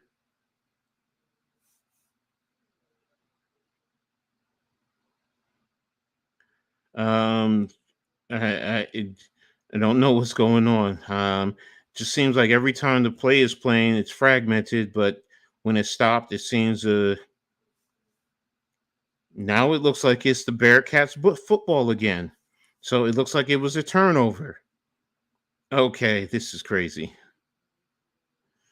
Um, yeah, the quarterback was rolling.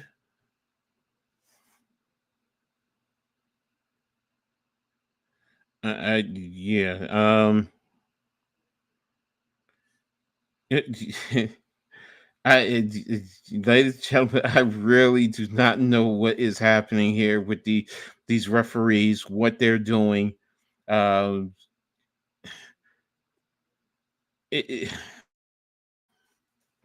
um, I'm at a loss. I'm really at a loss for words because now it looks like you're bringing Maryland's offense back out onto the field again, and oh boy, unfortunately, I don't know who has the football. This is totally confusing. With fragmentation of the field, I mean of the camera, and trying to determine who has the football. What's going on. The ball looks like it's at midfield. And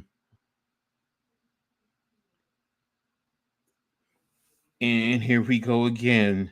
Maryland has the football. They're lined up.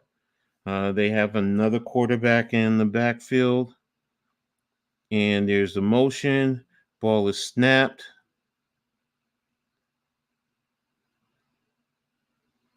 and ball is dumped off to the left, and looks like it's a big play by number 22. It was Omar Dowry who dumped the ball off to. Looks like that was to number 22, and I don't even have a 22 on their roster. So, um, but it was a big play for Maryland. They're down inside. It looks like they're inside the 10-yard line of Jersey. And see, the thing is this causes so much confusion. You don't know if you're coming and if you're going. Looks like the ball is at about the 8-yard line of Jersey. So Maryland has a first and goal. Looks like it's 20. Is it? I'm not even going to guess on terms of the time. Trips to the right of formation, running back to the left. Ball is snapped. Running the quarterback is dancing around, and looks like he's tackled at around the 10-yard line. So that's going to be a sack, a loss of 2 yards. Timeout looks like for the Warriors. So um, that looks like it's a good job there for Jersey on that play. Yeah, here's a better shot. There's a should I thought I had a good opportunity, but the fragmentation with the camera is just throwing it off. Um, but again, first and goal looks like around the 10-yard line, 9.5 yard line for of Jersey for Maryland. So right now, Maryland, you want to go ahead and you want to score. If you can get a score here, you also get the ball to come out the second half. You can try and get this ball down to a one-score game. That's really what you want to do. So Maryland's lined up, two to the right, one to the left, back offset to the left. Ball is snapped, and is the ball into the end zone, and it's an incomplete pass. Is it incomplete? Yeah, it looks like it's an incomplete pass. And is that 11.9 seconds on the clock? I don't know if it's 11.9 or 119. So, but it's looks like it's second down from about the 9.5 yard line of Jersey. Maryland is out of the huddle quickly. You have a trips to the right. The running back is offset to the left. Quarterback is in the shotgun. Everyone is set, and the ball is snapped. And quarterback is pressured. He rolls to his left, throws the ball into the end zone, and looks like, is that going to be the end of the quarter?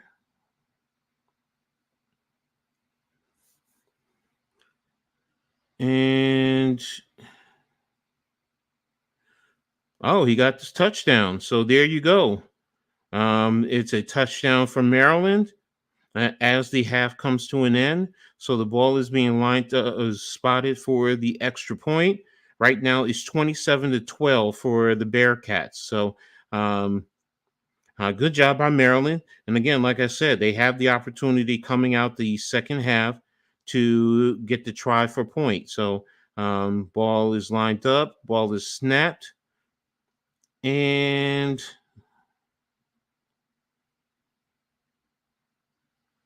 the ball is being run. It looks like there's a flag on the play. What's the flag on the play? And right now, this the with the film the camera play is being so fragmented, it's hard to tell. It comes to normal action and then shoots right back to um, fragmentation in terms of the. I can't even tell what the penalties are. At least I could follow it in that regard. And again, ladies and gentlemen, I do apologize about this. So um, let's see what's happening. Looks like it was a penalty against the defense. So the ball is going to be lined back up again. They marked it half the distance to the goal line.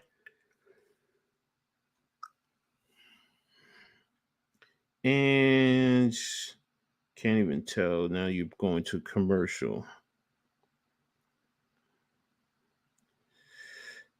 And I just have to wait, ladies and gentlemen. It's the only thing about YouTube sometimes with these commercials. So, and is that going to be the end of it? You got trips to the right. You tried to run with the run it quarterback, and unfortunately, he was unable to do it. So, the try for point is no good, and that's the half. So, as we come to the half, you have I'm sorry. With Wales, salute coach dropping by to hit that like button. Much respect. Thanks, Wales, for stopping by. Appreciate you for coming in. Always make sure you guys check out Wales. Does a great job. Leather to the face, covering boxing and UFC, those type of programming. So, but with Maryland scoring and that touchdown is now 27-12. Bearcats still up. Maryland will be getting the second half kickoff. So that's to their advantage. If they can go down and they can score another touchdown and make it a one-score game, ideally you want to go down and score a touchdown. If you can get to two, that'll make it bring it to 20 points, which will put it into a one-score game. So Jersey, after starting out pretty ferociously, now to stale a little bit, they need to regroup. This halftime probably is the best thing to come for them.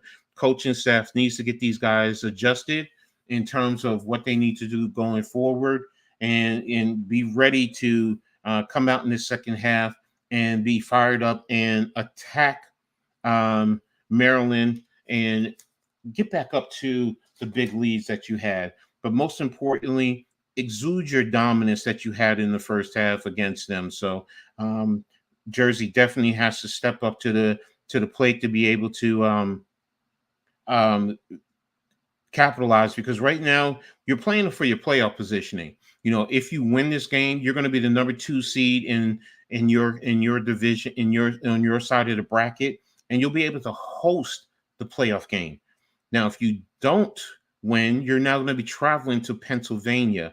Now, you're familiar with this the Steel, with the Steel City Stampede, Steel City Stampede, but you don't want to travel. You want to be at home. This is where it's to your advantage. So they need to step up to the plate and come back out in the second half and really break the will of the Warriors. So it's important that they do that.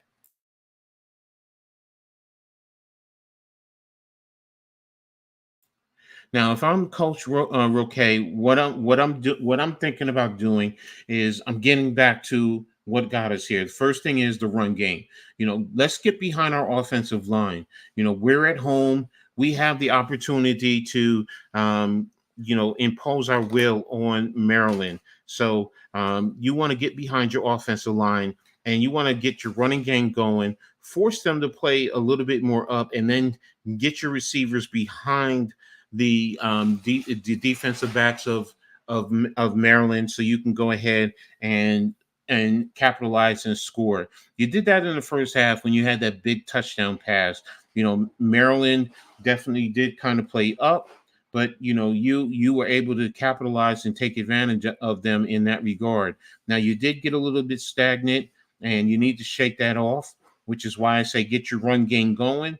Your run game will get energy going through your football team. In the stands will get excited and really get fired up and get into the game a little bit more, because right now, with you allowing the Warriors to get back into this, it's now making it feel like, leaving the fans feeling like, well, will they be able to hold on? You have a team who has one win. They're 1-5.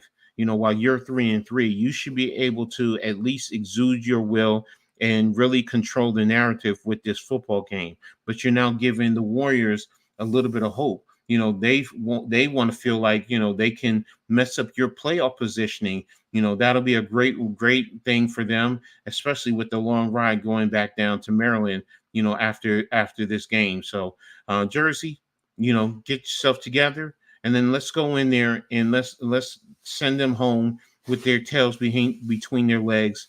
And, in a sense, you want to have them send them home on a quiet bus ride. So, those are some of the things you want to do. Now, in terms of the adjustments, like I said, get back to running. Defensively, you want to fine tune, what you were doing in the first half. Keep that quarterback. You have a backup quarterback back in there. Get that quarterback to stay in the pocket and collapse the pocket around him. Don't give him the opportunity to go out there and run around and make plays, in that regard. You want to settle him and force him to pass if you can. Don't make it comfortable around him. Get good, clean hits. Defensive backs, make sure you stay in phase. You have a couple of blown coverages, out there. You got to know your assignments. You got to make your proper reads, in terms of who you're covering. If you're playing zone, how to play your zone, and reading the receivers as well as the quarterback. You got to feel those the receivers out there while you're reading the quarterback. Don't let someone behind you. Make sure you guys play fundamentally sound defense. Those are some of the issues that you guys are showing. You're giving this team with a backup quarterback hope. You shouldn't be doing this. You should be, you're the defending champions, and you're trying to prepare yourself as you get ready for the playoffs. Well, let's get it together, guys. Let's get set. Let's get together. Let's get our minds right. Let's understand the rules and how we're supposed to play this game. What is the game plan? And let's stick to the game plan. Let's be fundamentally sound as we go out there and in the second half to play this game. And let's give our fans something to be extremely happy about. You want to come back next week playing and hosting a home playoff game. That's the main purpose. We want to get this game in the book. We want to come out healthy, but we also want to get prepared and get ready for the playoffs, especially next week. Steel City has been a tough opponent for the Bearcats the last couple of years. Last year, to start the season, they lost in a last-second play against the Bearcats. Against the Stampede. Now, they got revenge in the championship game out in Pennsylvania, beating the Stampede for the championship. Well, and then this year, they beat the Stampede again. So, you want to come back, and you don't want to give them the opportunity to host the game. You want to be able to have them come here, make them travel to you, and you want to be in the comfort of your own home in terms of the playoffs. So, Jersey has to, get themselves together. They need to make the right adjustments, and then they need to go out here and they need to properly execute. So right now, I'm trying to see what they're doing at the halftime. Looks like they're grouped together. Don't know what they're doing. So, but um, I'll just wait for for me to see the players on the field. So, but again, right now, the Bearcats are up 27-12 over the Maryland Warriors. It's at the half. Um, Jersey's 3-3, fighting for their playoff seeding, and Maryland is playing out the season. They're at 1-5. They just want to finish up the season and safely and soundly, and then get everybody home and then prepare for next season. So, but again, as a fan, if I'm a fan of the Bearcats, while it's great to support this team. Yeah, you do have a little concern. How are we going? Is this team going to continue down in the second half? How we've been seeing them in the second quarter, and are they giving Maryland too much to recover and regroup? So, but again, Jersey needs to settle in and get themselves together. Excuse me. So hopefully they'll be able to do that in the second half and put themselves together in a position to come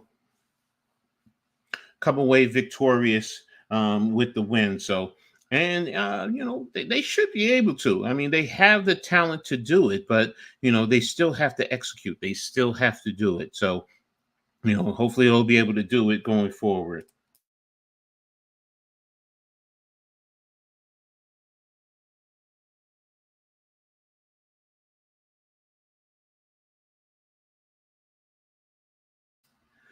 All right, so the Bearcats up 27-12 over the Warriors at the half, and let's tap into um, the chat. We have Crutchy. How you doing, Crutchy? Thank you for tapping in. I really appreciate you. Tudo, thanks for tapping in. Salute, Coach Edd, Wells, Tommy, and he says, Coach Edd just showing up to punch my time card, Nate. Thank you, man. I appreciate you. Thanks for the support, man. Always nothing but love from Tudo. So, but again, I appreciate everyone who's here supporting Tudo, Crutchy, Wales, Tommy, AK, Arku. You guys have been Nick, Daniel. You guys have been phenomenal. Tapping into the chat. It's keeping it engaging. Everyone who's here. I understand this is a new venture. This is something new. You're trying to learn about it. I get it. I understand it's something that I'm familiar with, and I'm trying to, keep you up to date with it. I know the stream is a little bit choppy. It's never usually been like this, but again, I don't know what's happening out there in Roselle, why it's happening, but I'm still able to follow through for the most part. And still trying to keep you guys invested and engaged. And what do you guys think about the game? Are you able to watch the actual physical game? If you are, tell me what you see and how you feel about it. So, and if you aren't able to physically watch it, let me know with my coverage, with my broadcasting. Are you able to at least stay engaged?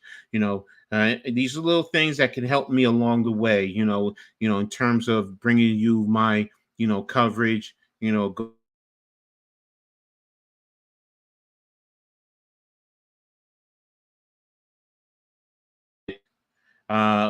from my knowledge and of coaching it and watching it for years.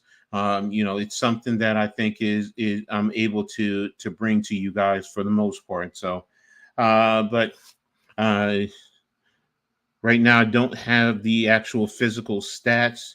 They usually give that out after the game, but Troutman for the most part, he's been staying on point. One of the things I want to let you know about Troutman, he's actually the backup quarterback.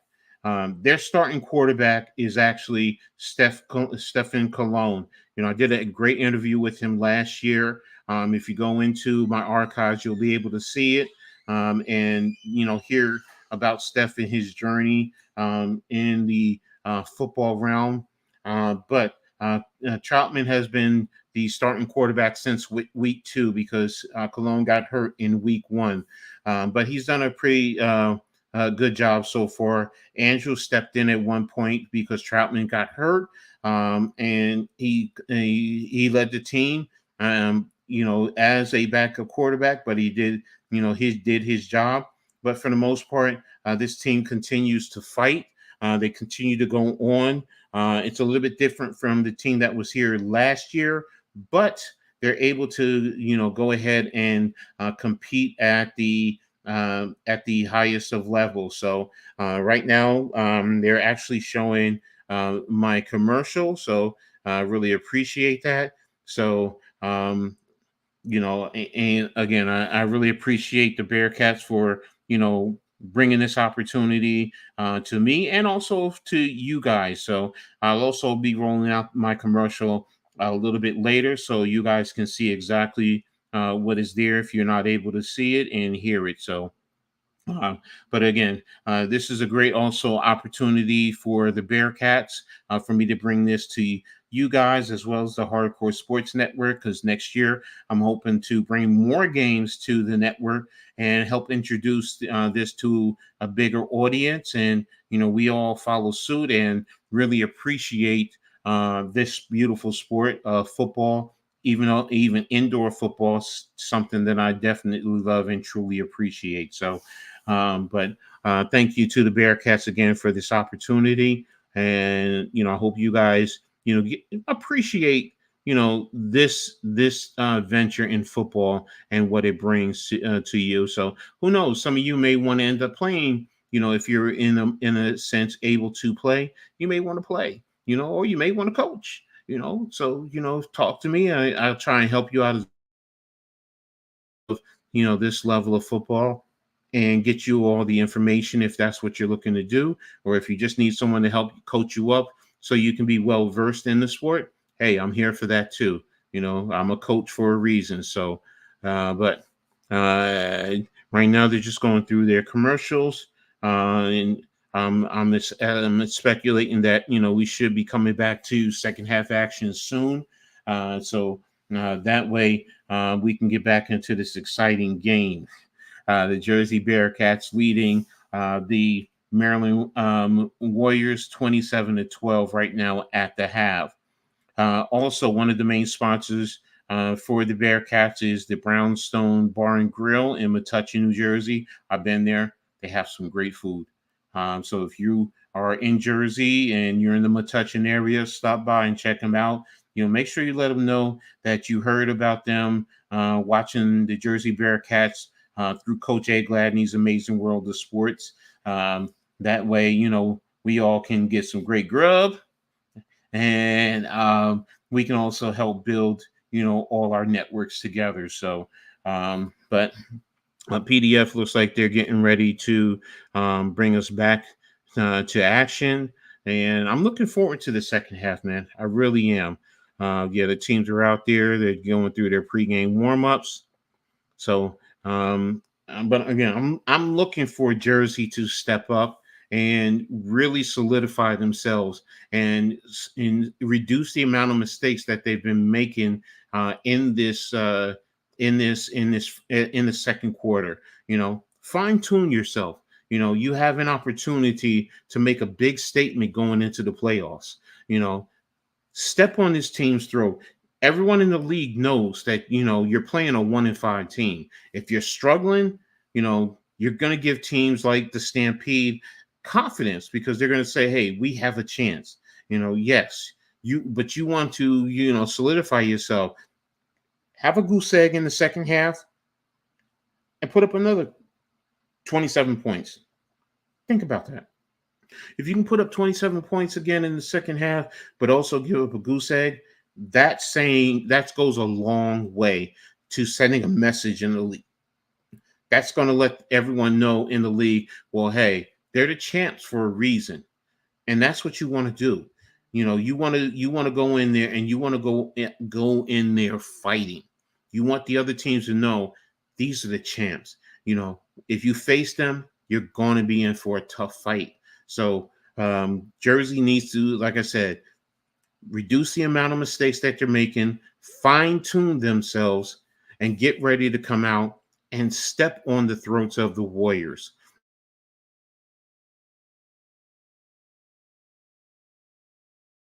Out on us. They jumped out on us by 20 points, but we fought our way back.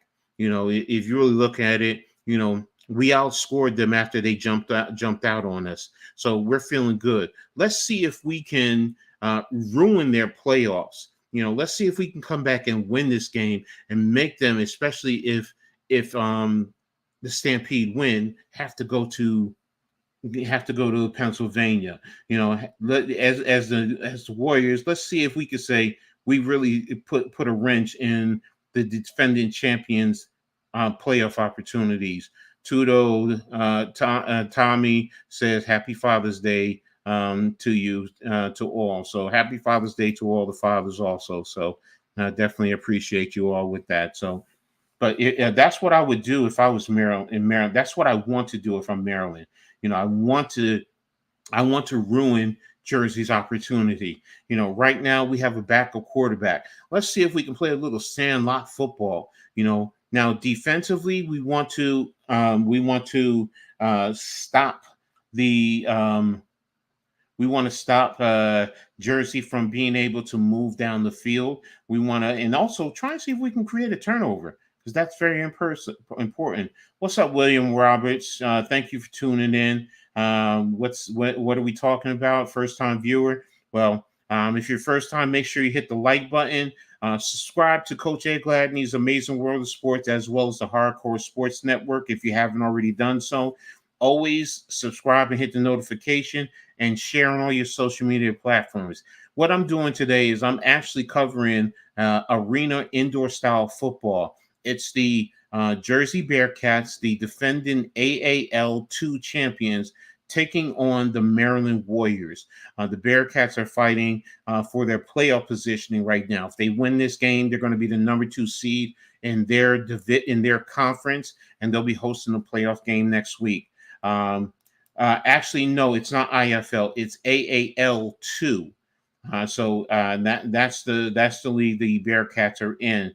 They're the defending champions from last year that won this championship, and right now they're hosting the Maryland Warriors, and they're up on the Warriors 27-12 right now at the half. So that's where we are right now. So, but again, thank you for tapping in. If you are not able to see the stream, the link is in the description. You can go in there, pull it up on YouTube, and you can watch along with me as I give you my commentary about what I see. I'm a coach who's been coaching well over 40 years. I've coached indoor football at different years ago. Coached many. I'm a big IFL fan. I have to give it a few. Now, this level of football is more of a developmental. So they've already started the second half. So yeah, we're already in the third quarter, and it looks like it's 1st and 10. The Warriors have the ball. Looks like they're at about their 10-yard line, 1st and 10. So they're going to be on their right hash, and they come out, one receiver on each side. The high motion is to the left. Running back is to the left of the quarterback. And you have referee. And the referee threw me for a second because he came in here. So you had the referee threw me. So I do apologize. You had Omar Dowry step back to pass, and the completion was about 4 yards. So it'll be and 6 at about the 14-yard line. So two to the left, And it's fragmented, and looks like the play was to number 24 running back Jahard Nelson. Looks like he picks up 2 yards. So 3 yards, 3 yards. So right now it's going to be a 3rd and 3 for Maryland at their own 22-yard line. I'm sorry, at their own 17-yard line. So right now it's two to the left, high motion to the left, pass deep downfield, and the pass is deflected by the Bearcats, and that's by number 21, Adam Dolphin. Looks like there's a flag on the play. And let's see if we can get what the flag is. And I'm just waiting for the feed for the officials. The officials are in a conversation. I don't know what you have. Holding on the offense.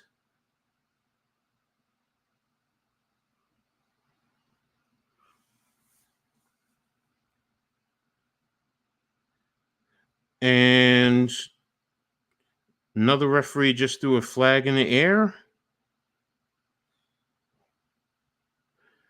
I'm trying to see what the other flag is for.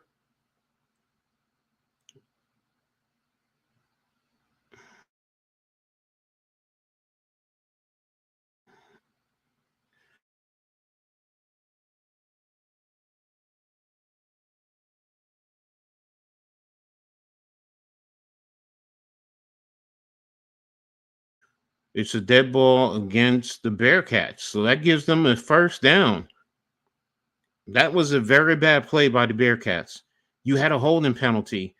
You did not want to give them that. So now you just gave them, and the player, oh no, it was a personal foul, and the player was ejected. See, now and that's the thing that really hurts a team in these situations. You're not being smart, and you make a critical penalty like that. You had them backed up. You got a holding penalty. It was 3rd and 3. You had a holding penalty, which you would have marked them back. Now you just gave them a 1st down, a free set of down. So right now, Maryland is lined up. You're going to give them energy. Receiver on each side. Ball is snapped. There's the pass. The sideline. And it looks like it was incomplete. So it'll come back to be 2nd and 10 for Maryland. Looks like they're going to be in the plus territory. Looks like they should be. Okay, what are the officials talking about now? The officials are again discussing something.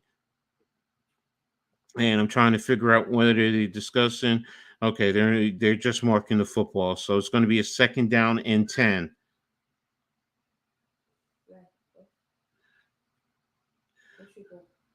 And Maryland comes out. And they're gonna have they're gonna have 3 to the left with the high motion. Here's the high motion back to the right, toss to the running back to the left. Everything's to the left, and looks like it's a pickup of about 3 yards, 2 yards. So it's gonna be a 3rd down. So it's gonna be a 3rd down, and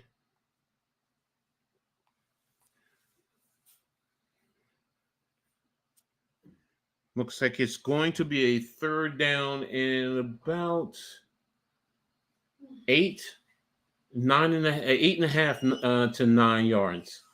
All right, so Maryland comes lining up. They're running with trips with the high motion to the left. Running back looks like he's to the right of the quarterback on the left hash mark. And the quarterback is dropping back. He's being pursued. And the pass is down the field, and it's incomplete. And there's a flag on the play. Let's see what this flag is going to be.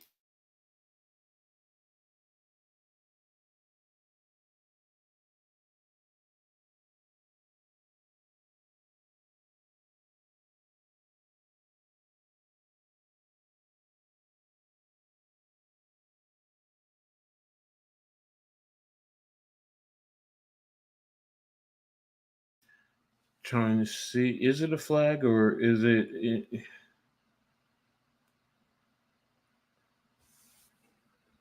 The ball is still in the same spot.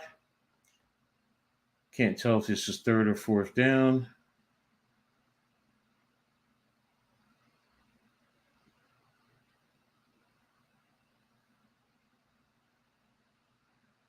And the ball was over the quarterback's head, bounced around, tried to toss it to the running back, incomplete pass, and it was fourth down. That's what I thought it was. So it was a fourth down. So that should be a turnover on downs to the Bearcats now. So first and 10 when they come to offense. So yeah, the referees and the fragmentation of the camera is throwing things off just a little bit, but I'm trying to stay with it as best I can. So Bearcats are going to be coming to offense in just a moment. So um, they're in the huddle right now. It's going to be on the right hash for them when they come out. They're breaking the huddle, and it looks like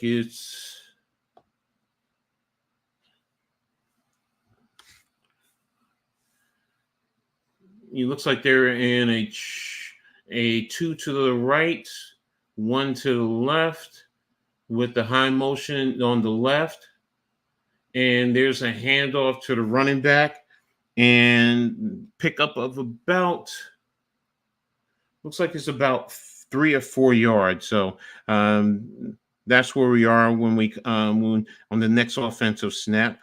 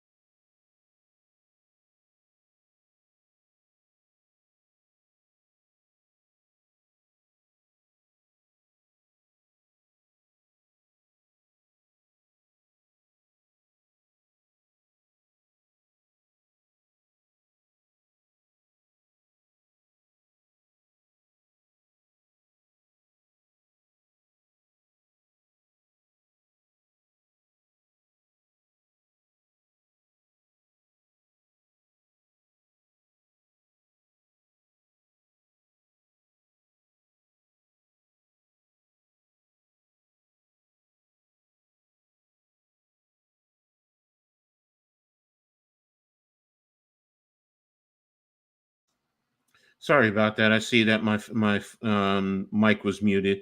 The Bearcats need to solidify and really step up and go down and score points. You cannot come away with no points. You have to get points right here, especially 7 points. If you can get 7 points, that will solidify the game for you. Now, if you don't, it's, number one, you're giving Maryland a chance. But number two, you're also sending a message in the league that, you know what, no matter what, with Jersey, they may jump out on you, but if you're a better team, you have an opportunity to come back and take the game away because they're going to make mistakes. So Jersey needs to get the mindset right. Let's go out there and let's make the plays that we need to play. Defense just gave us the ball. Let's go out here and score a touchdown right now offensively. So, but Bearcats are breaking the huddle and they're lining up, and the officials, for whatever matter, they're just taken away from the flow of the game. I really don't know what's going on here. I can tell you as a coach, situations like this are frustrating. And it does take away from the flow of the game. It does. You start to feel like, okay, what's going to happen again? So, but here's the handoff to the running back right up the middle of the field. Wow, what a big run. That was a big run. That's what was needed by the Bearcats, definitely. That should have been Nas Adams with the big run. He looks like he ran it down to about the 5-yard line of the Warriors, which is exactly what they needed. So he ran it from their own 20, 5, 10, 15, 20, 25. Yeah, a nice run, 25 yards, 26 yards. So looks like it's at about the 5-yard line. High motion. There's the quarterback ISO lead. And good job by Maryland making a stop. And looks like he was stopped at around maybe the 3-yard line. So it looks like he probably picked up 2 yards. It'll be a second and goal. And yeah, he looks like he's at about the 2-yard line. So yeah, he picked up about 3 yards. So 1, 2, 3. Yeah, he picked up 3 yards. So it's second and goal at the 2-yard line. Jersey, let's put it in the end zone right here. Let's solidify this opportunity right now that you have. So Jersey's lined up, running back to the right, high motion to the left, and there's the handoff, and he's in for the score. Yes, he is. He's in for the touchdown. So touchdown Bearcats, and it's now 33-12. This is exactly what they needed. This opportunity right here to go down, get into the end zone, score that touchdown, and basically solidify yourself. Especially now as you can go into the playoffs. So right now they're lining up for the extra point.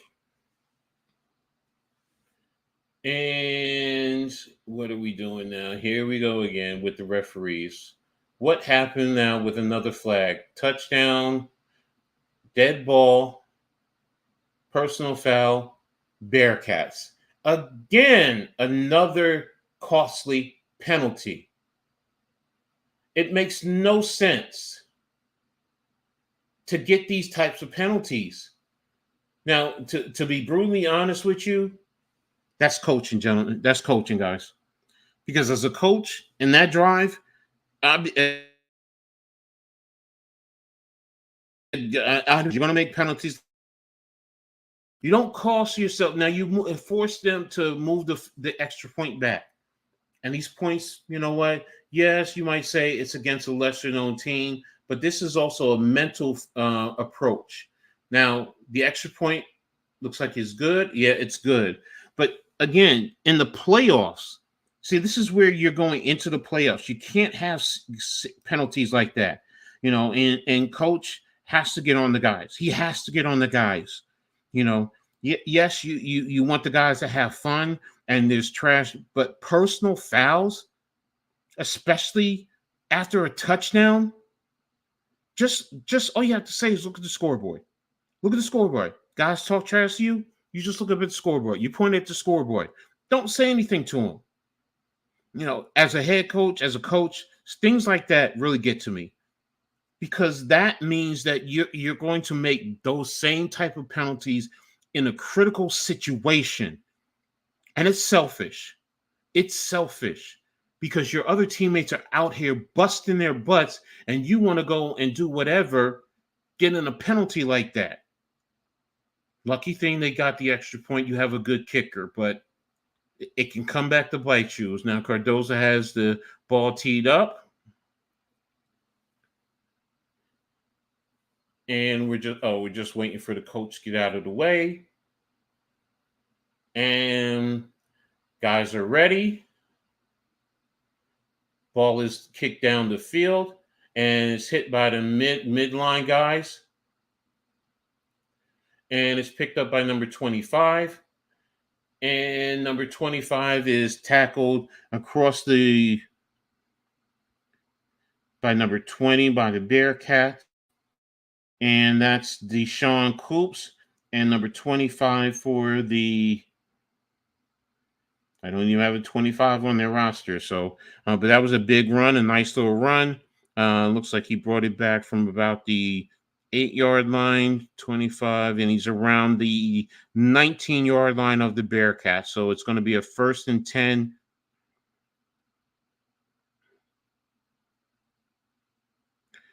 And it's another penalty against the Bearcats. You have to be kidding me. You have to be kidding me. Because I saw where they kicked it. Very frustrating, man. Very frustrating. So it's a 1st and goal. Looks like it's a 1st and goal, and again, 2 to the left side, 1 to the right, running back to the left. And it's an inside run by the running back and tackle for no gain. So looks like it's going to be a tackle for a 1-yard loss. I'm sorry. Oh, no, it should be a 1st and 10. Oh, no, it is. I'm sorry. Yeah, he was tackled at the 8-yard line. So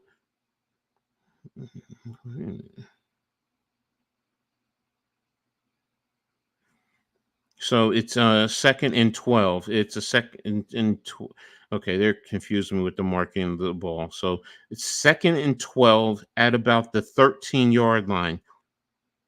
Ball is snapped and intercepted by the Bearcats.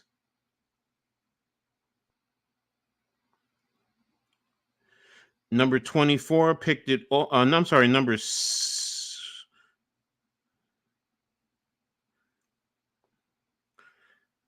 intercepted by the Bearcats and returned for the touchdown.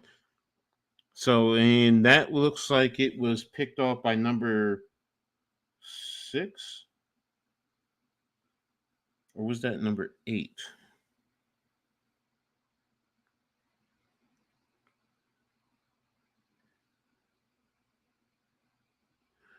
And I'm really trying to see. We have number 6 for the Bearcats with the interception.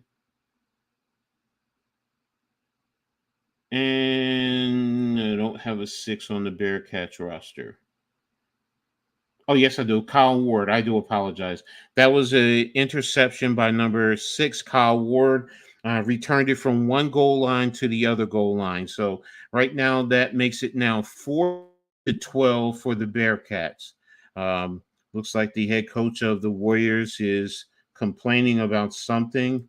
Not sure what it is. And his players are coming to get him, and he's really, really heated. So it looks like they just kicked him out of the game, if I understood that correctly.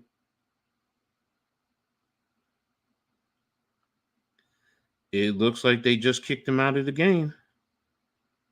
Now, one thing I will say is I'm trying to understand why he was upset, because his quarterback overthrew the receiver, and it was well over the receiver's head, and it was returned for a touchdown. So, um, really don't understand what the complaint was. Didn't see what it was that during the course of the play, quarterback was pressured. He was dropping back, threw the ball up. Defensive back picked it off, and it was returned for a touchdown. But again, I don't know what he's complaining about. Unless it was something during the course of the play that happened that I'm missing. But hey, you're getting beat like this now, and a pick six like that. It's really frustrating, and it starts to take away. It really takes away everything. So, because right now it's 40-12. So, and the Bearcats are lining up for the extra point. Um, so is it going to be a 41-12? Roughly a 29-point game, and he missed the extra point. So, with that, it is 40-12. And it is a 28-point lead for the Bearcats. So Bearcats are now starting to really put the clamps down on the Warriors, and this is what you need to do, especially going into the playoffs.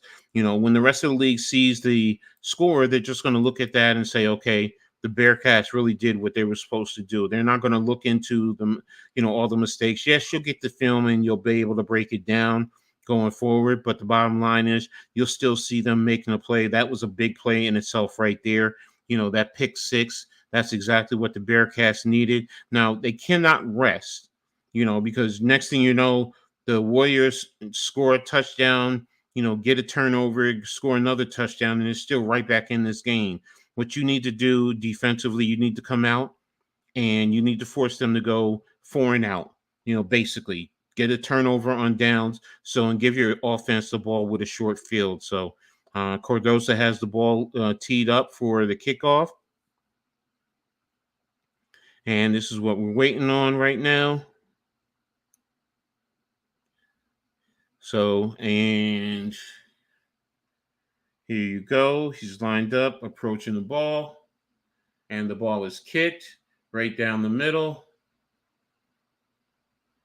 And ball is brought out and tackled right there by the returner. So that ball was returned, but looks like by number 9 of the Warriors, and looks like it's going to be at around the 15-yard line, if I'm not mistaken. And the dance team in the stand. Looks like they're trying to, or they sell a baked goods. Okay, looks like they have a baked good. Hey, I want to buy some. All right, but now the Warriors going to be coming out and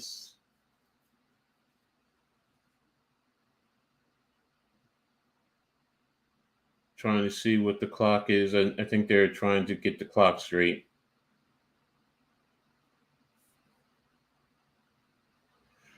Oh, all right. They're doing another event. So the Bearcats are lining up. I'm sorry.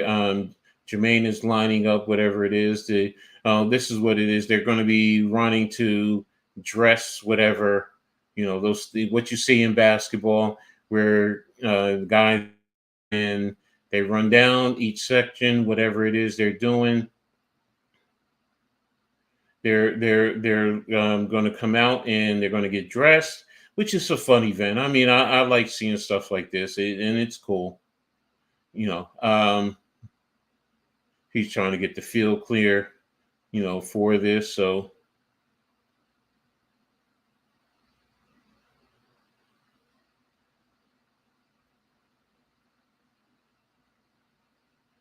And yeah, he has each bit of clothing marked off for the contestants.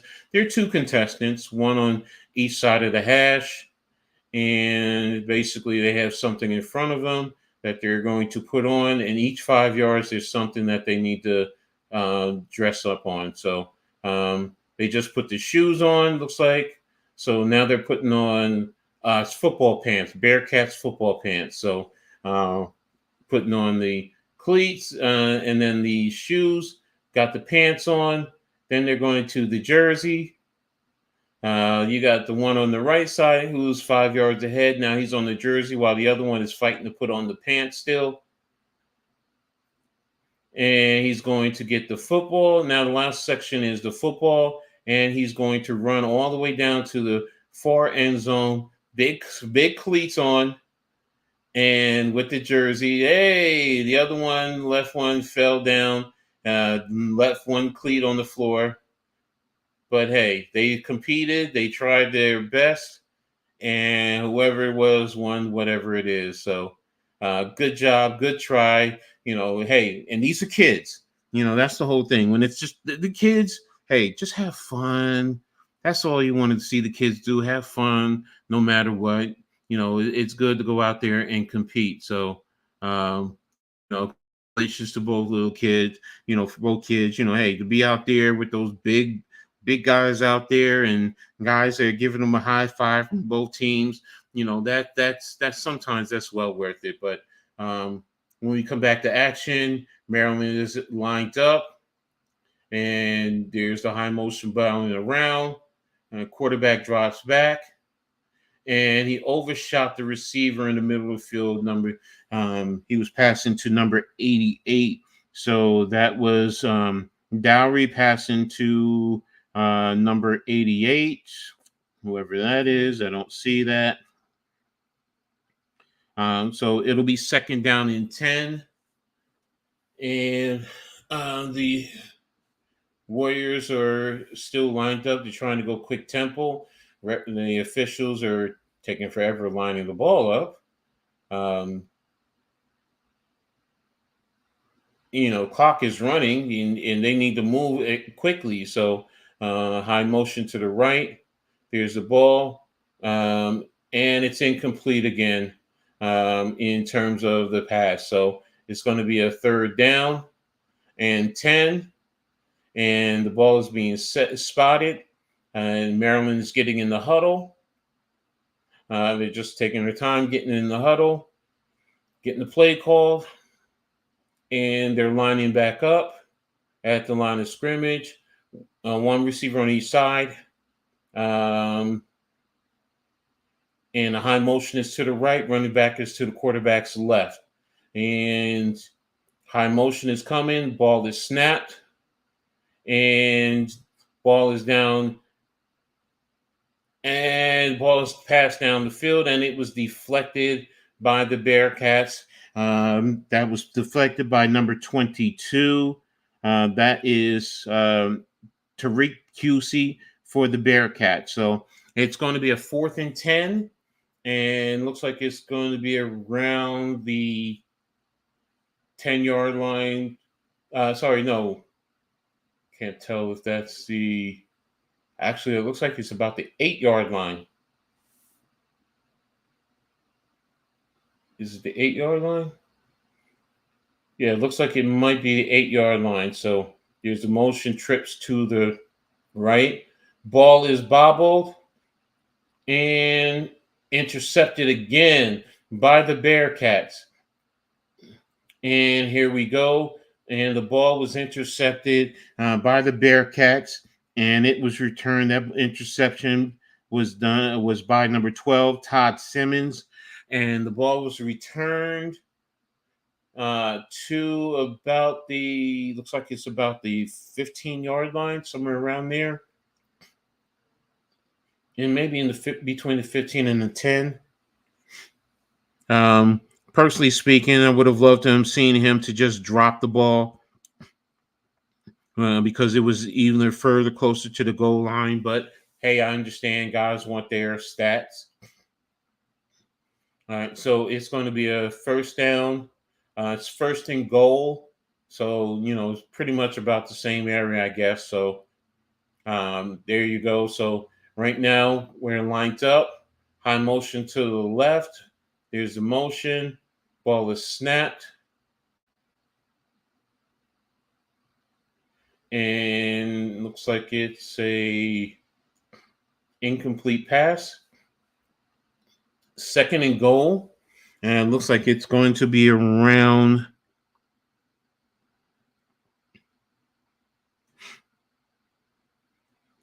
What do we have here? Another dead ball.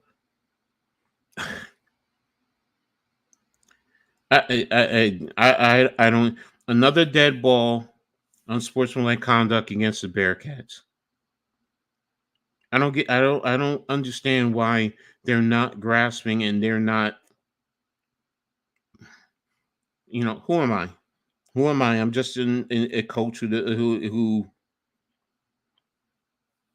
Well, hey, ball is backed up. It's second. It's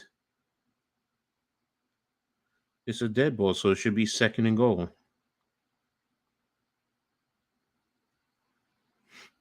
They have it marked as first and goal. I have it second and goal because it's a dead ball. The play counts on the dead ball. So high motion to the right. Ball is snapped. And the pass is okay. Touchdown for the Bearcats. That was Troutman to Kyle Ward for the touchdown. And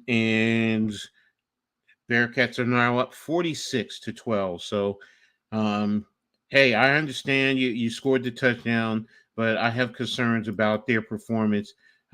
They've had between personal fouls and unsportsmanlike conduct penalties. You've given up a lot of yardage, man. You've given up a lot of yardage. You've had probably the extra point is no good. So it's 46-12.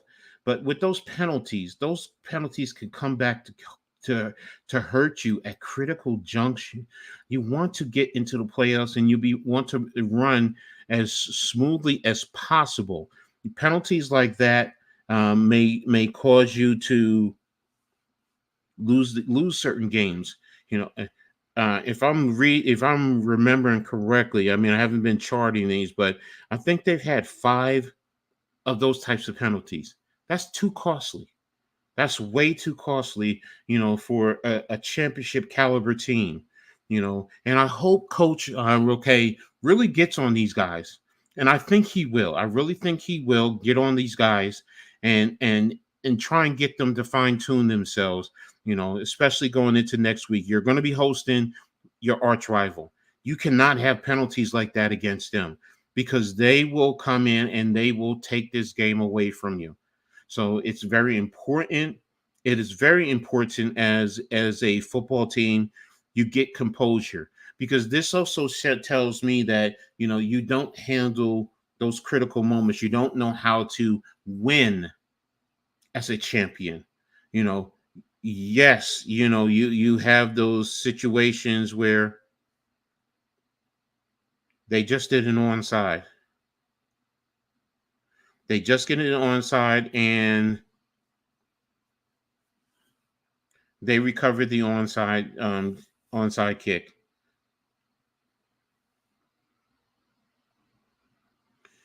Oh, okay. He was actually dribbling it, and it hit one of the front guys. I'm sorry. He didn't do an onside. What he did is his normal squib kick. It just deflected off of one of the frontline players, and the Bearcats recovered it. So, that's just the price of the game. Because of the stadium, because of the way the stadium is constructed, they can't kick it deep. So, and the frontline guy didn't get out of the way quick enough, and the Bearcats recovered it. So it's first and 10. It looks like it's at about their 9-yard line, and the Bearcats are breaking the huddle. They have trips to the right. Receiver is off to the left. And the ball is into the flat to number 6. And it spins and he breaks away. And he goes in for another touchdown. You had Troutman throw a pass into the flat to Ward, who was actually wide open. So he turned upfield and he had 2 defenders coming and he split them and then spun off of one of them. And once he spun, he had clear yardage from there, man. He just had real clear yardage all the way to the end zone. One guy tried to come from behind, but he didn't. And that was the touchdown right then and there, right there. So he basically ran it in for about a 35-yard touchdown. So that's a big one right there. And right now it's now 52-12. And is the extra point good? The extra point is no good. So right now it's 52-12. And the Bearcats are up big. They're up big. So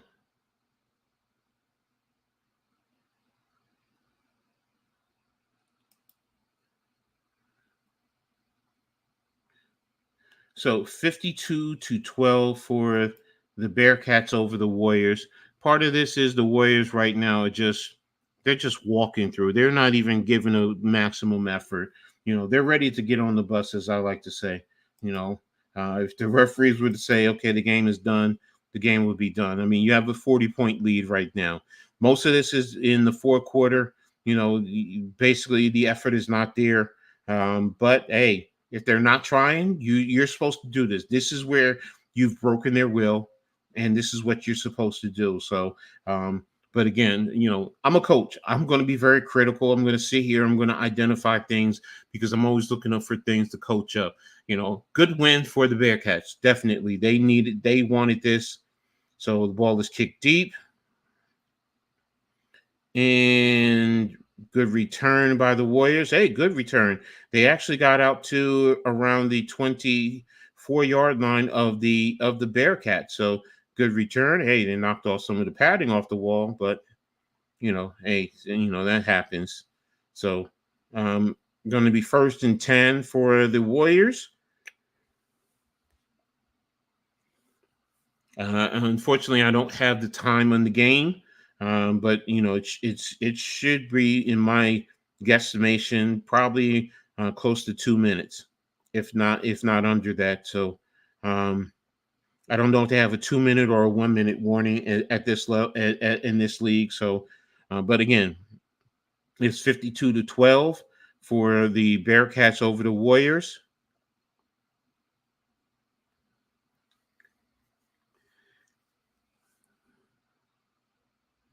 And the Bearcats just took a timeout.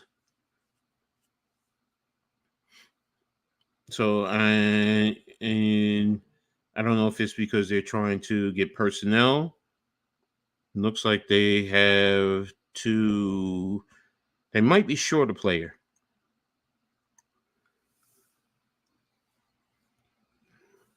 But again, if I'm the Bearcats, and you did exactly what you wanted to do as far as breaking their will. Yeah, they were short a player, so that's why they took the timeout. And it looks like the coaches staff they're getting in a lot of their reserve guys, which I understand. These guys are there, let them play, especially in a big game like this. And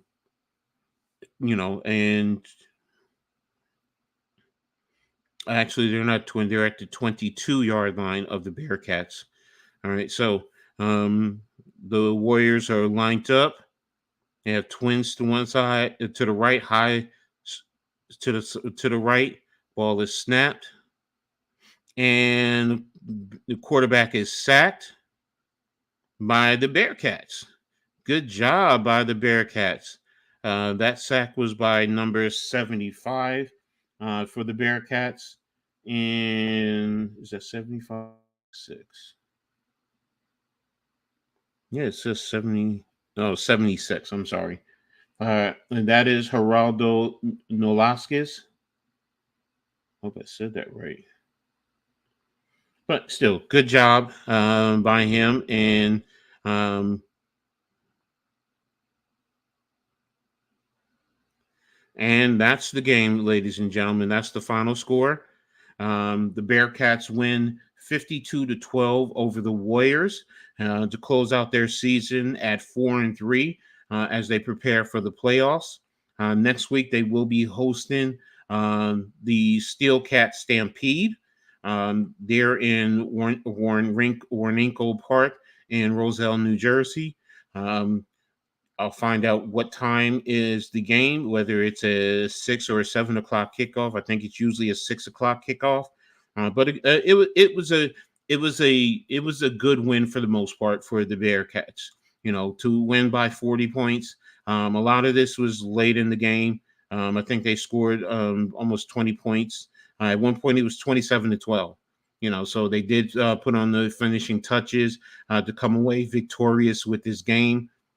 Congratulations to them to be able to go into the second season ready to defend your title. Hopefully, this win will get them jump started. And next week, when they host the Stampede, they will correct a lot of their mistakes, the foolish penalties, especially the personal foul and the unsportsmanlike conduct penalties, and they'll be able to come in focused and determined. Because if not, Steel City is going to come away with the win. Steel City wants revenge because they lost earlier this year and because they lost the championship to them last year in Pennsylvania. Pardon me. So the Bearcats need to get focused and fine tune their play and look at the film and go over their mistakes and talk about it. Coaches definitely get on your players, but again, yes, I'm hard, I'm critical. That's the passion in me, but it's also because I believe in coaching that way because it helps you overall in the long run in your quest for a championship. I'm not derogatory. And I don't think this coaching staff is derogatory either. I think they're going to definitely step up to the plate and help these guys get better. So I'm looking forward to seeing the outcome of next week's game. Look forward to, I appreciate this opportunity. I thank the Bearcats for giving me this opportunity to record their game. I also posted my commercial. I hope you guys appreciated their game. If you want more information, just look up the Jersey Bearcats football.com.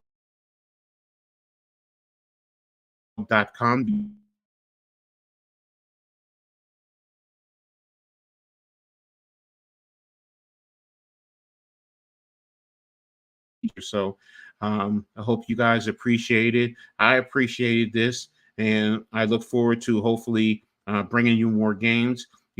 Maybe we might be able to cover next week's game. We'll see. I'll talk to Mr. Sanders to see if he's interested in the coverage. So, and we'll take it from there. So, but again, I thank everyone for being here in my chats. You guys here, Raph, William Roberts, Tommy, Tudo, Coochie, Wells, AK, Arku, Nick Currio, Daniel Burry. I appreciate you all for being here, for always coming to support Coach Ed. No matter what I do, you guys are phenomenal, and I hope I do you guys justice. Again, thank you all for being here. Make sure you support the Hardcore Sports Network as well as Coach Ed Gladney. With that being said, as I always say in sports, make sure you guys turn it on and turn it on. Until the next time, peace.